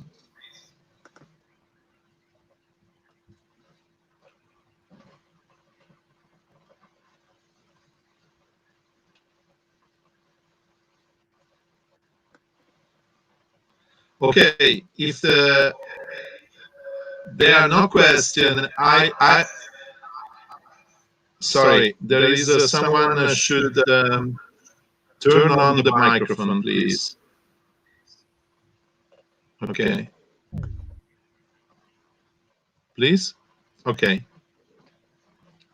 So I would like to ask one question to Professor Rajdeep, but I think we can go on with the next speaker, which is Giulio Biondi, and is presenting a paper with Dr. Valentina Franzoni, which is a semantic similarity measure for topological link prediction.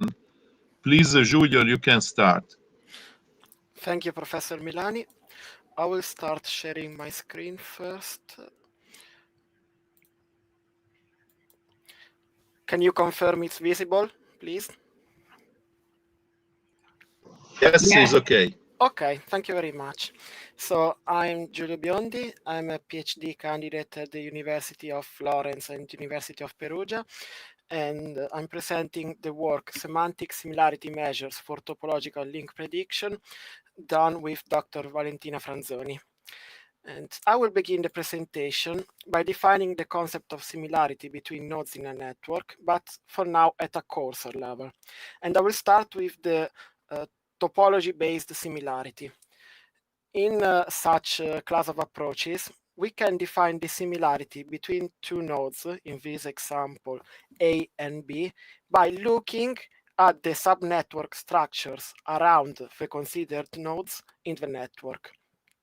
In this example, we can see that the neighbors of both nodes are actually overlapping. That is, the two nodes have the same neighbors except for one for the B node, as it's more visible in the following slide.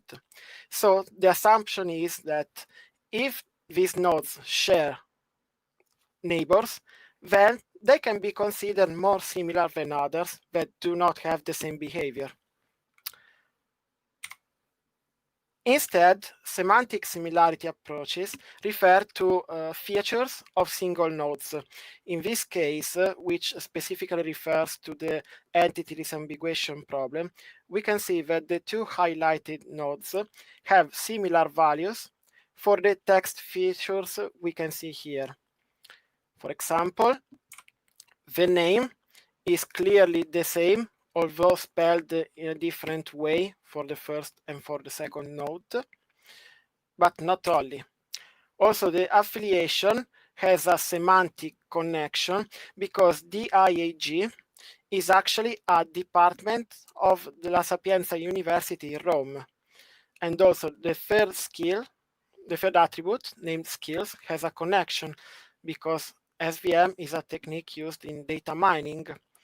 So we can conclude that the two nodes highlighted here are similar in terms of the semantic of the values of the associated features. So several specific similarity measures are available in literature, and most of them fall either in the topological or in the semantic similarity approaches. And in previous works, we demonstrated that there is a common ground between the two approaches, the semantic and the topological one, and that it is possible to formalize this common ground in order to map measures from one domain to the other. And so the questions that lay the foundation to this work are the following ones.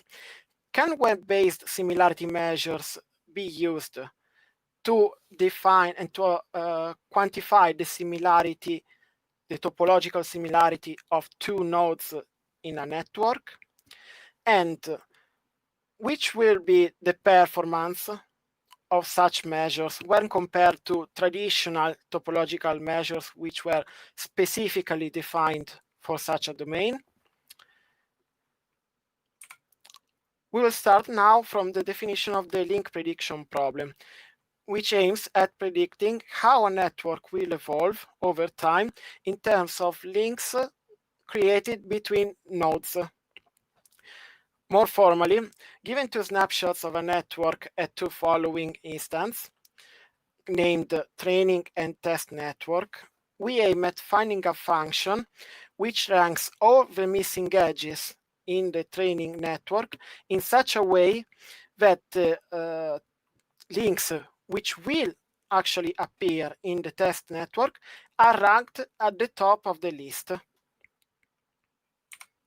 Several techniques are available, and a big family is the one of topological measures, both local and global. We use these terms to refer to how much information is included to assess the similarity of nodes. In global approaches, we use the information available in the whole network to assess this similarity.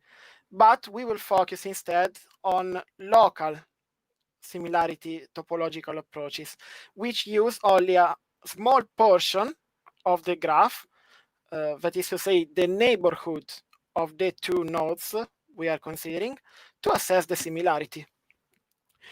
With some advantages, the main one being the reduced computational cost, because we are considering just a sub-portion of the graph of a size really small if compared to the whole network.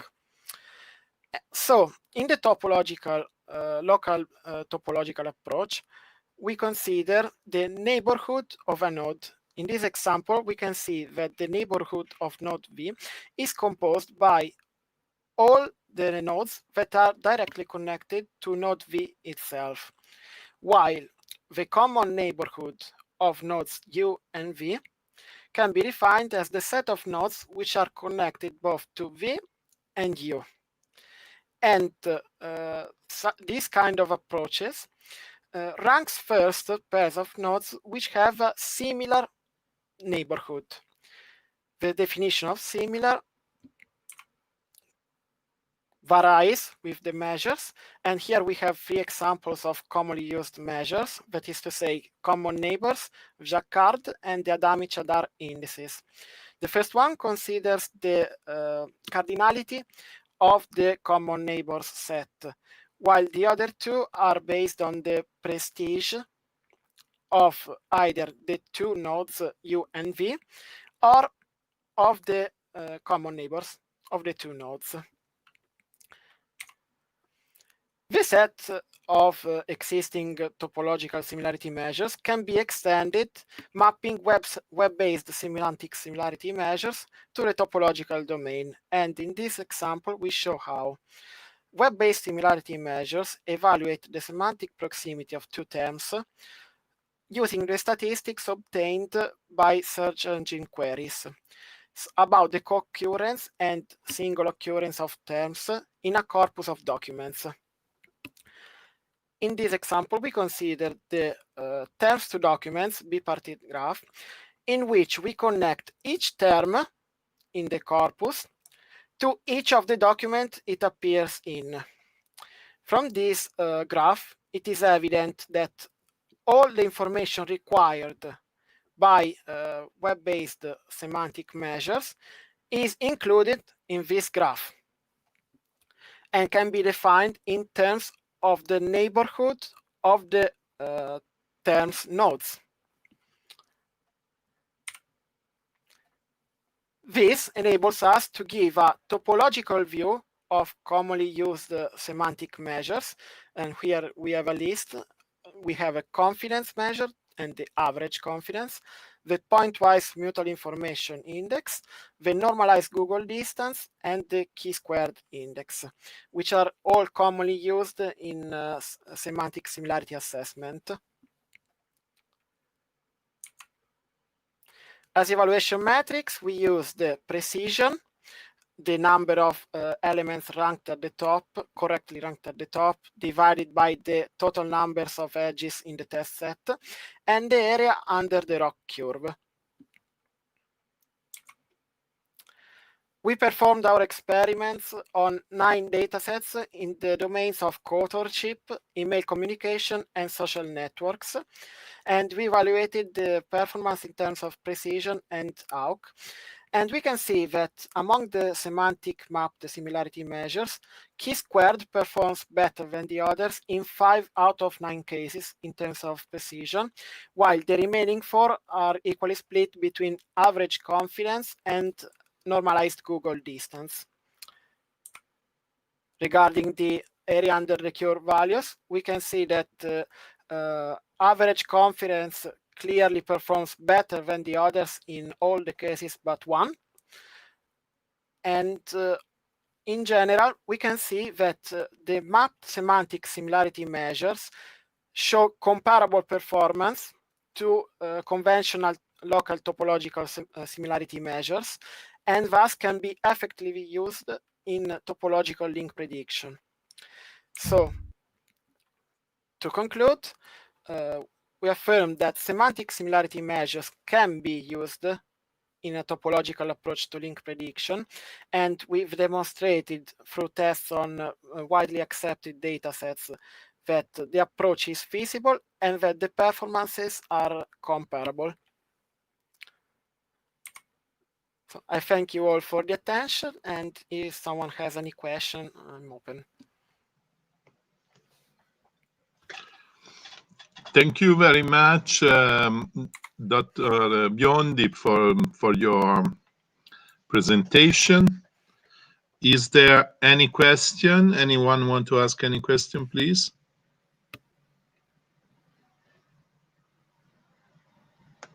I cannot see any hand raised up. Okay, I have a question for you. So you present a way to very interesting way to use semantic similarities and to extend this for link prediction. Okay, is there any perspective for doing the other way around, so using techniques for link prediction in the field of semantic similarity? Yes, there is. One thing we did not mention in this work, but which is really important, is that the approach works in both ways. So we can map semantic measures to the topological domain, but we can also map topological measures to the semantic similarity domain. And it is possible to see it through the example we gave before on the terms to documents graph. So the approach indeed works in both ways, but experiments have still to be performed on the other way around. But yes, it is definitely possible. Mm-hmm. Okay, thank you. And I think the result for average confidence are really impressive. And are you planning to do more experiments despite of the domain you have used in this case to extend to other domain? Yes, we are planning to extend the work to more domains. Of course, more data set, but also more domains, because there is a vast plethora of similarity measures available in literature, specifically binary similarity measures. And experiments are ongoing also to adapt this this class of measures to the topological domain in order to extend even more the set of available measures in this domain to give a complete view of this approach, let's say.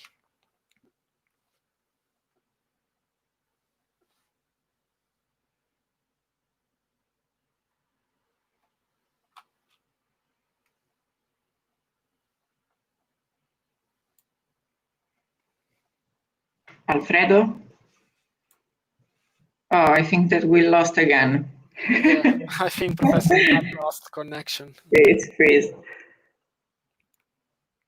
Okay, so you have finished. Yeah. You have two more papers.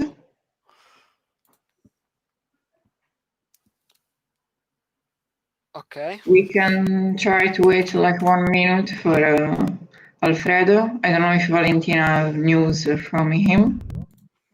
No, I don't have any news, but since Professor Rajdeep Nyogi is co-organizing the workshop, maybe he can go on with the other papers. Okay.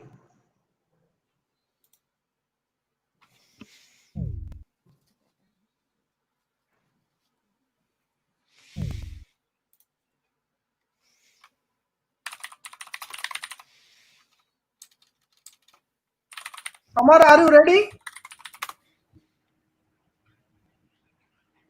Hello? Amar, unmute your microphone. Yes, sir, I'm ready. Okay, sorry again. Okay, please. Hello? Should I start, sir? Can you hear me? Yes, sir. We can hear. Yeah. Okay.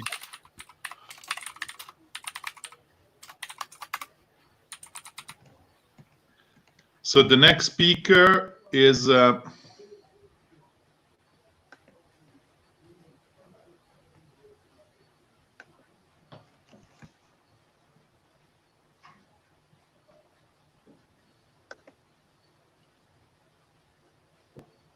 Alfredo, are you still there?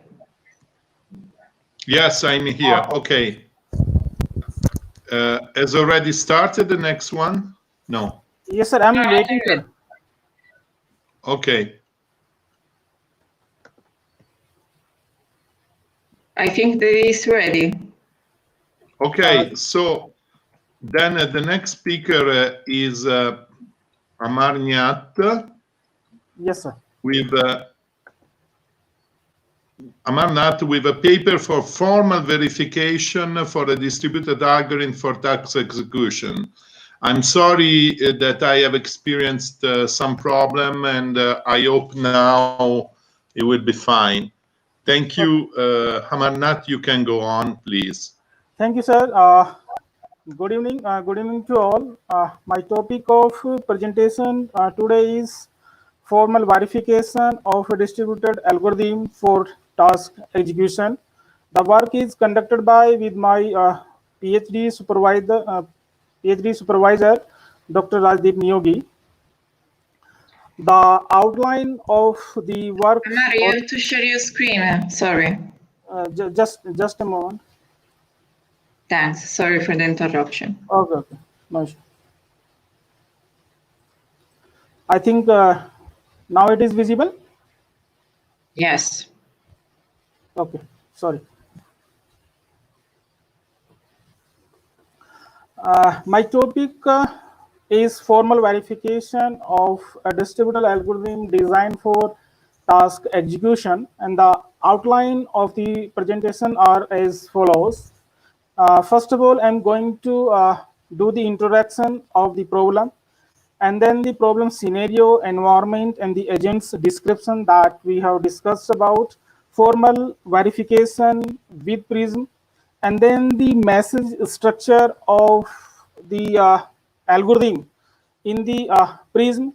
Then I'm going to discuss PCTL a little bit and the identify safety and liveness properties in Prism.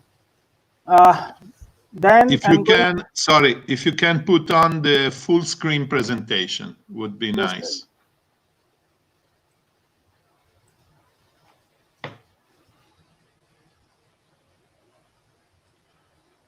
maybe right hand button on the mouse. Yeah. Okay, please, you can go on like this. Is fine. I don't know. It is not going to slideshow. Not showing slideshow.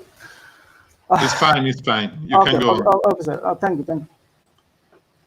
The introduction about the problem scenario. The scenario of the problem is like that. The distributed algorithm is designed for task execution in a dynamic environment where the tasks having the involvement of multiple robots. Suppose there is a heavy box and we want to push the heavy box from one place to another. Then if we do have the multiple robots and even none of them having the capability enough to push or pull the box from one place to another, it means we need a joint collaboration from the multiple robots available in the environment. But the thing is that in a distributed environment, whenever the agents are there, agents don't know about the global knowledge of the environment. They just know the local knowledge. And on the basis of that local knowledge, any agent who finds the task cannot find the correlation, appropriate correlation for the task execution.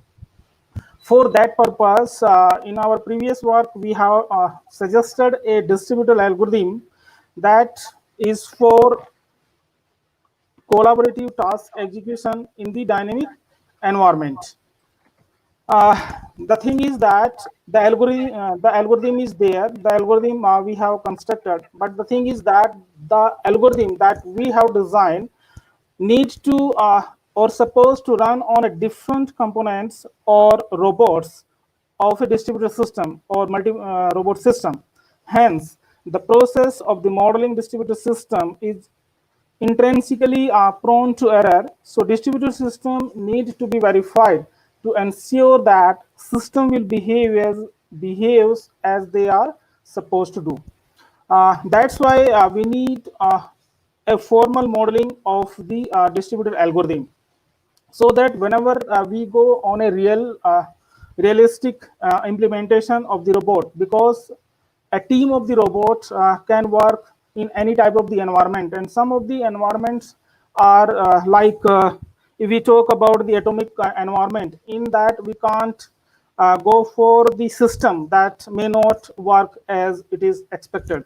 That's why we need some mathematical proof or mathematical modeling of the algorithm prior to going on actual system. So in this particular work that we have conducted, what we have done is that we have identified some of the safety and the liveness property of the algorithm, and we have checked that the behavior of the algorithm is as expected or not. So for that purpose, we have used a formal model checker, and the tool, a particular tool that we have used for that purpose is the Prism model checker. That is nothing but it's a probabilistic symbolic model checker. That is another type of qualitative model checker.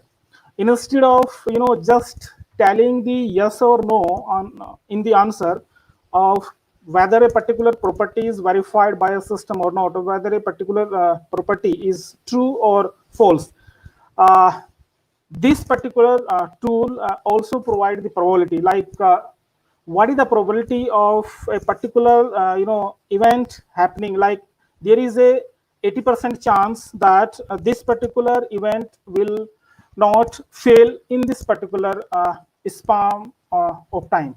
So that's why this Prism model checker has been used for formally verifying the our system. So we have used these formal verification methods to verify the algorithm. Now let us let me discuss about the problem scenario. The problem scenario is like that. Suppose there are two tasks that have arrived at the same time at a different location in an environment, and that we have captured at time t1. So in this particular scene, we can see that there are two tasks, tau1 and tau2, and at that moment of time, 1, 2, 3, 4 agents or 4 physical robots are available in the environment. Now, as we have discussed that the environment that we have considered is dynamic. Dynamic in the sense the state and the location of the agents are changing over time. The task location is also not fixed, or we don't know in prior where the task may arrive. So the thing is that, and one more important thing is that the agent may exit into the from the environment and can enter into the environment. So that's why the environment that we have considered in that way, this is a dynamic. The thing is that at time 2, we have captured the scenario, and we have shown that like 1, 2, 3, 4, 5. In this particular scenario, we can see that one extra robot has entered into the environment, and corresponding robot have identified a different task. Now the thing is that the different agent like A1 and A2, they are not able to perform the task or execute the task alone. It means to execute the task, we need some kind of a team or the coalition. Then these robots A and B, they don't know about the environment because they don't have the global knowledge of the environment. They just have the knowledge of local. So that's why they alone cannot do the they cannot execute the task, as well as they cannot form the coalition at this moment of time. It means this this necessitates a design of the distributed algorithm so that they could get the desired information to form a coalition. So the algorithm take care of the coalition formation that you can find out in paper that we have cited. That thing I'm not going to discuss in this particular work, because this particular work is for verification. But the thing is that we need to know the actual scenario to understand the behavior of the algorithm. Now, in at time t3, at snapshot time taken at time 3, we can see that the corresponding agents are able to find out the corresponding team, and the robot that have been selected for in a different team, they have reached at desired or the task location. Now in scenario 4, in the final scenario, we have shown that the task has been executed. It means the shipment or the movement or transportation of the object has been done. So this is the problem scenario, and the algorithm that is given in 1. Now the thing is that we have seen that the algorithm has the some kind of communication, some kind of the message passing, and we need whenever we go for the actual implementation, prior to, there are two methods. Either we go for the simulation we also have shown with some Argos tool, but mathematically we have to prove that, and for that purpose this work is carried out, and for that purpose formal verification is done with Prism model checker. Now these are the some of the assumptions that are made about the environment and the agent. So in the environment, we have considered that agents may be spatially distributed. Agents have a limited information, already have discussed, and agents lack in global knowledge. They don't have the knowledge of the whole environment. Even they don't know how many number of agents are available at some moment of time, and what is their locations. So that knowledge is actually gained with the help of some message passes. And another important thing is that agent may exit and enter into the environment at any time. Now, formal verification. To do the formal verification, as already I have discussed that I have used the Prism model checker, and now directly I'm going to the formal modeling with the PRISM model checker.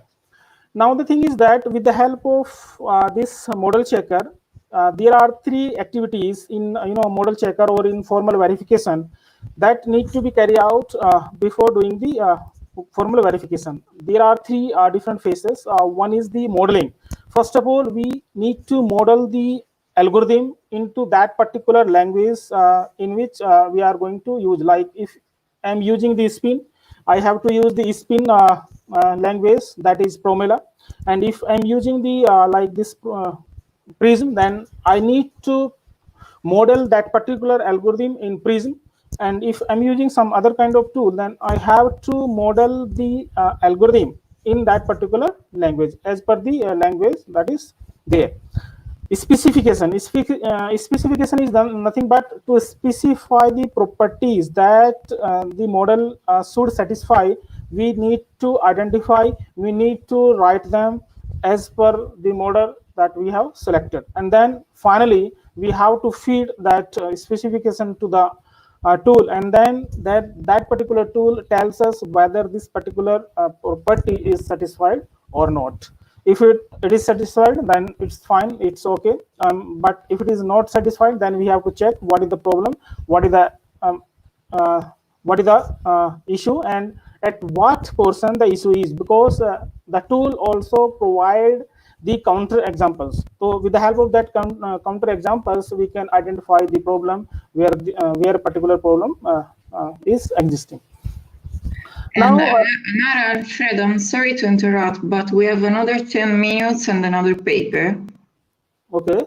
So we are running out of time. Okay. Oh. So quickly, you should go to conclusion and okay. Okay.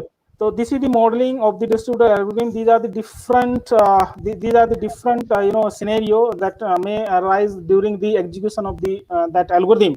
So these are the different scenario, and one of them scenario I have shown here with the help of the structure of the message, how the messages are being sent, how the messages are being received. So this is the sending structure, this is the received structure, and then how we are manipulating those different messages. And this is the verification results. This is the initial state. We can see that none of the property is verified, and whenever we go through run the property in the tool, then we can easily can see that this particular property is green. It means it is satisfied properly. And this is the PCTL, how the probabilistic computational tree logic works, how we can write the property. I'm just showing how we have written, how we have identified some of the safety property. These are the structure of the safety property, like robot 1 send the confirm message in a ready state after receiving sufficient number of the willing messages. So this is the structure, how we have written, like P is greater than 0, G always true, and then state is 1, send is like 1 to 2 means send robot 1 is sending message to 2, it's mean true. So this is the structure of safety property. Safety property is nothing but it tells us that something bad does not occur in the system. And then some of the liveness. Amar, you have to go to the last conclusion. Okay, and okay, stop. okay, Sorry. Okay. These are the results, and now I'm concluding. So now in this particular, I have conducted the formal verification of the algorithm designed for task execution, and we have shown that the algorithm behaves as it is expected, and some of the safety and liveness on the basis of safety and liveness property we can claim that things. So results were quite encouraging, and it confirms the expected execution of the algorithm. So I think this is done from my side. If you have any query, so I'm happy to answer. Okay. Okay, maybe we will answer and we will make a question later, because we are really short of. No issue, sir. No issue. Thank you, sir. Okay, thank you. We are really short of time, and so I think so we can just because this is the last presentation of the day, so we can really give a few minutes more to the next speaker, I guess. And the next speaker is Sujata Swain, which is presenting a paper with Professor Rajdeep Niyogi, service composition in a context-aware setting with functionality equivalent service. Please, Sujata, you can go on, try to be short as possible, but it's Okay. to you. Okay, you can start, please.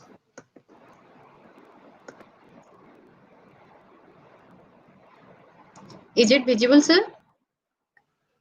You have to put on your screen your slides or PDF, whatever you have, a PPT or PDF.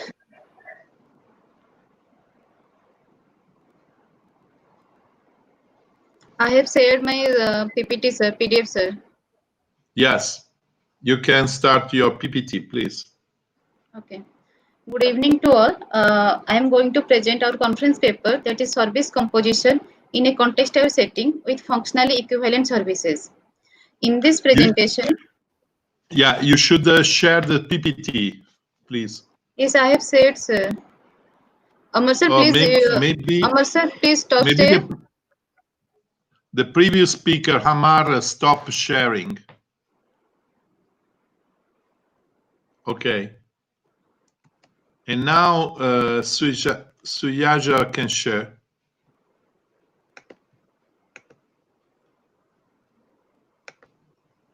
Sujata Swain can share. Yes, thanks. Yes, sir.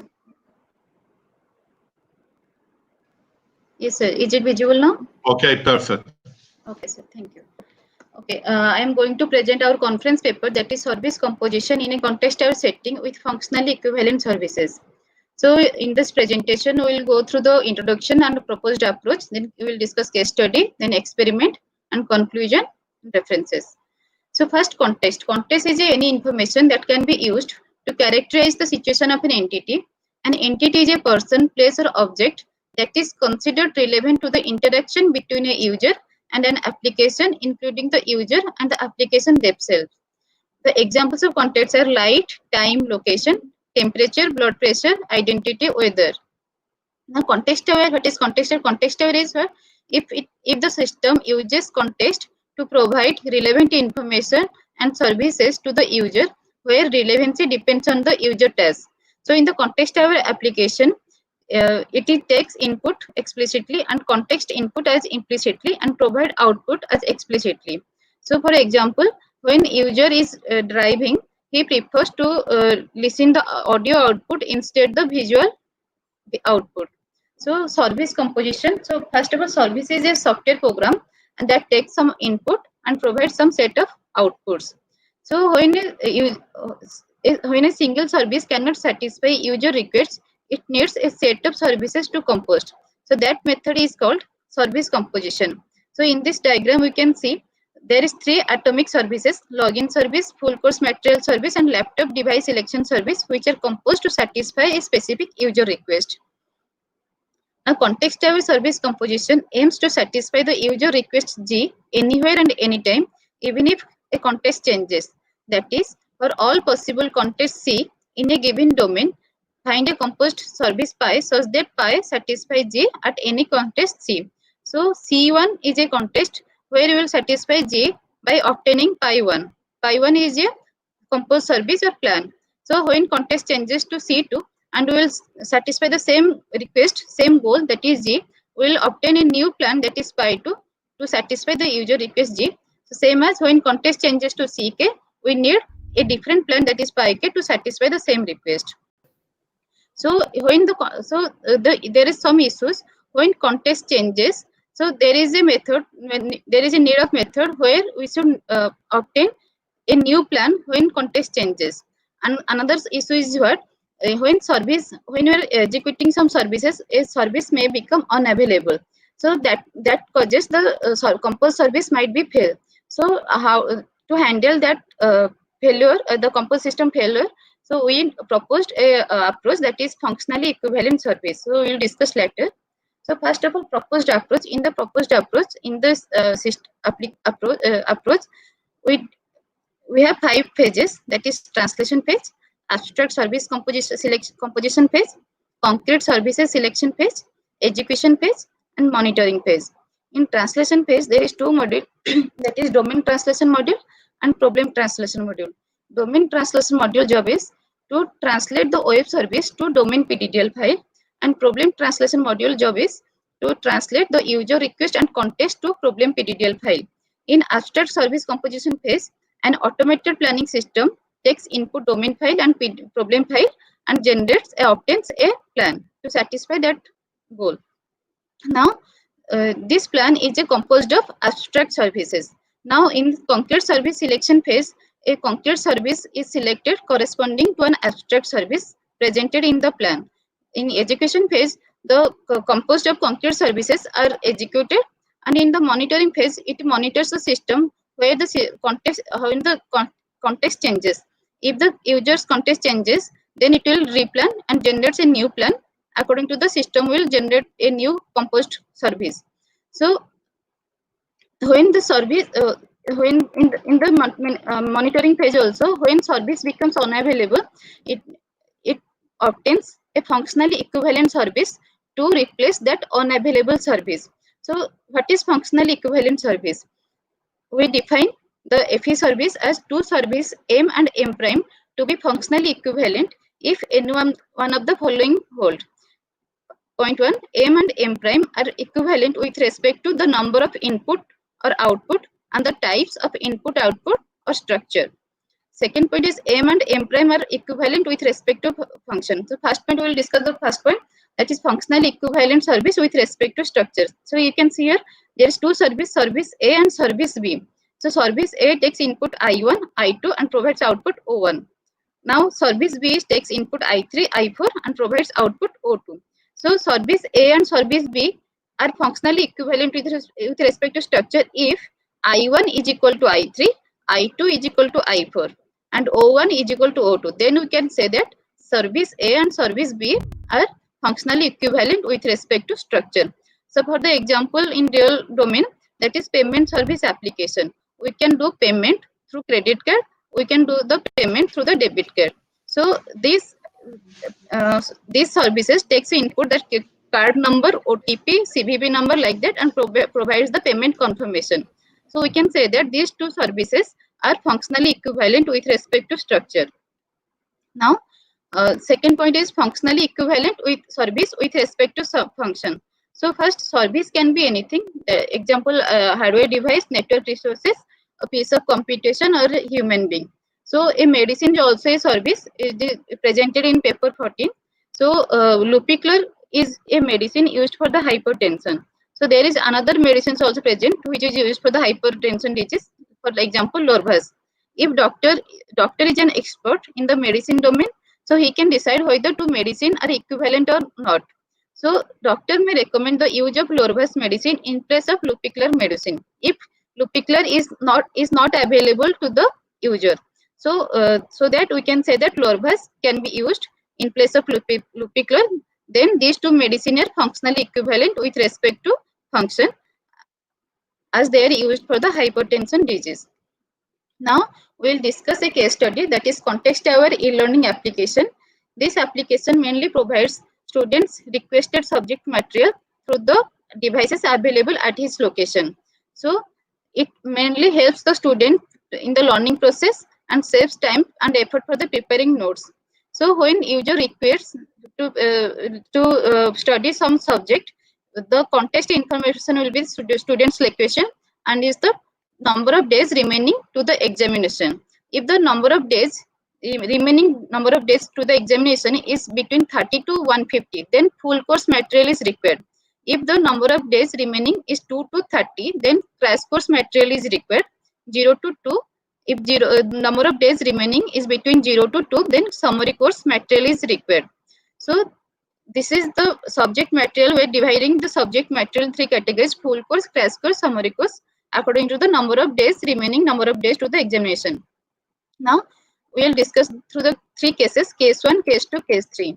So case 1, when user submit his request, his current location is at home. Now the composition framework find out the service required to satisfy that request.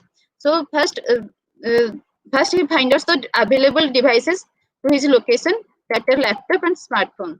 if the network bandwidth is high and screen is depending on the screen size and network bandwidth and memory, the laptop will be selected as the output medium.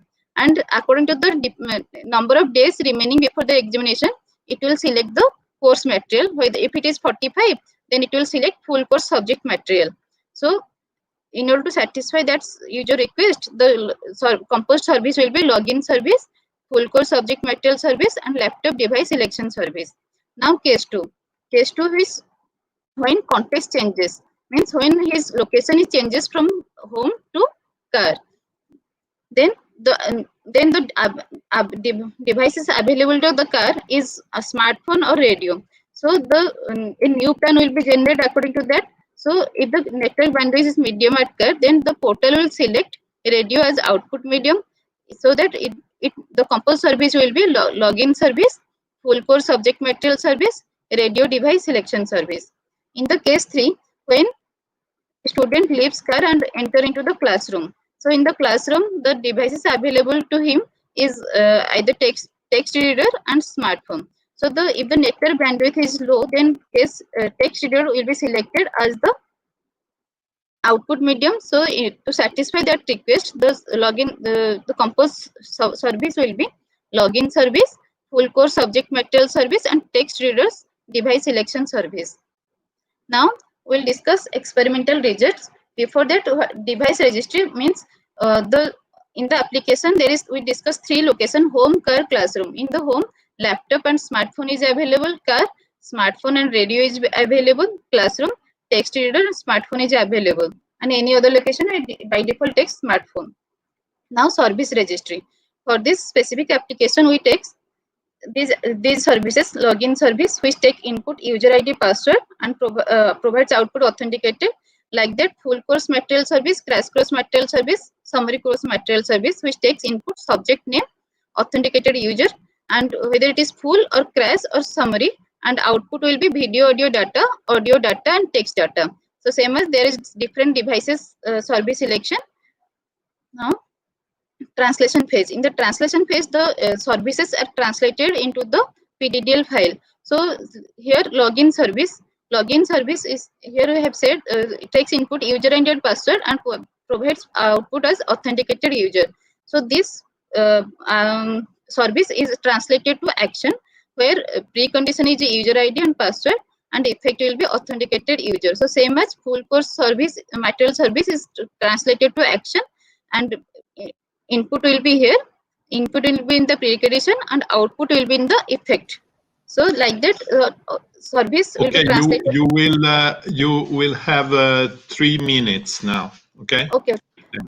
Then like that, problem PDDL file will be generated from the user request and context. Now in the planning phase, the automated planner, here we are using black box. It takes domain PDDL and problem PDDL and generates a plan. That is, this is the plan, begin plan in 1, 2, 3, and it is the diagram we have shown: login service, full course material service, and laptop devices selection service. Now in the monitoring phase, we have said if the location changes from home to car, so it must generate a new plan according to the new context. So this approach is called replanning approach. Means in the car, the laptop is may not available, so that we need to regenerate a new plan. So after regenerating a new plan, the composed service will be login service, full course material service, smartphone device selection service. Now suppose a service may fail. Let's an example: full course service becomes unavailable. So so we proposed the functional equivalent service through the meta regional tree using ontology, where full, crash, summary are the predicates, are the siblings to each other.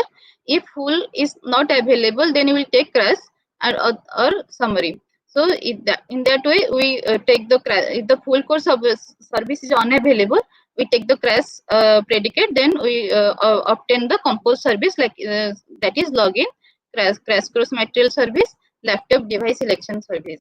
Now conclusion is, we developed a service composition with functionally equivalent service in a context-aware setting, and when context changes, a new abstract composed service is obtained. and when context changes, a functional equivalent service is replaced in place of an unavailable service. So this is the conclusion. Is there any question?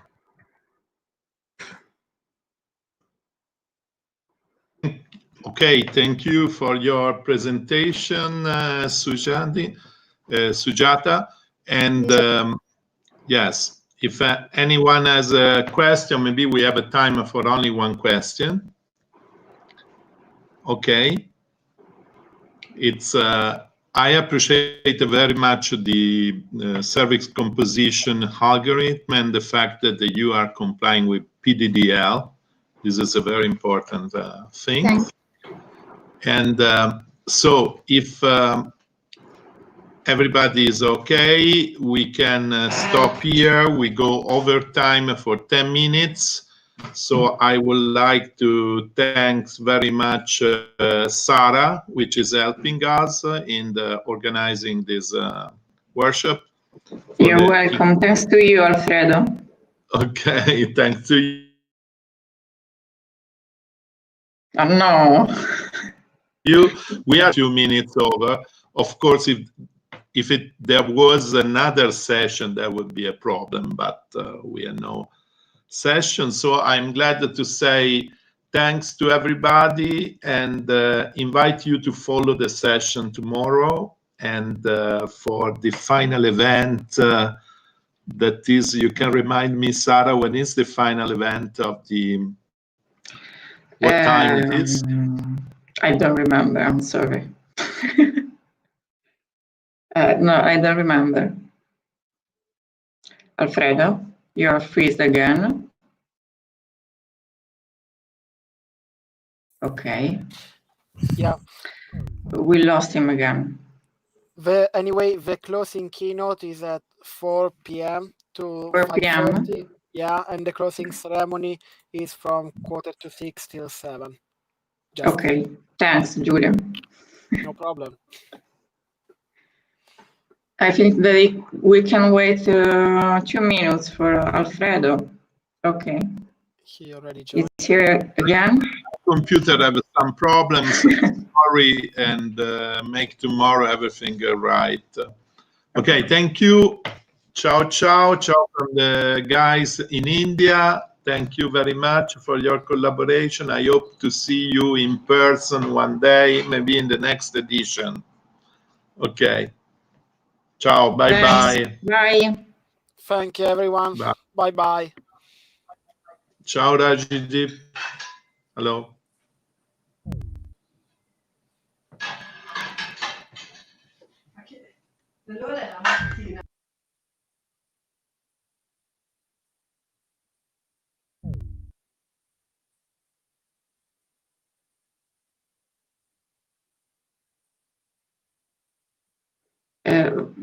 Okay, now I close the stream on YouTube.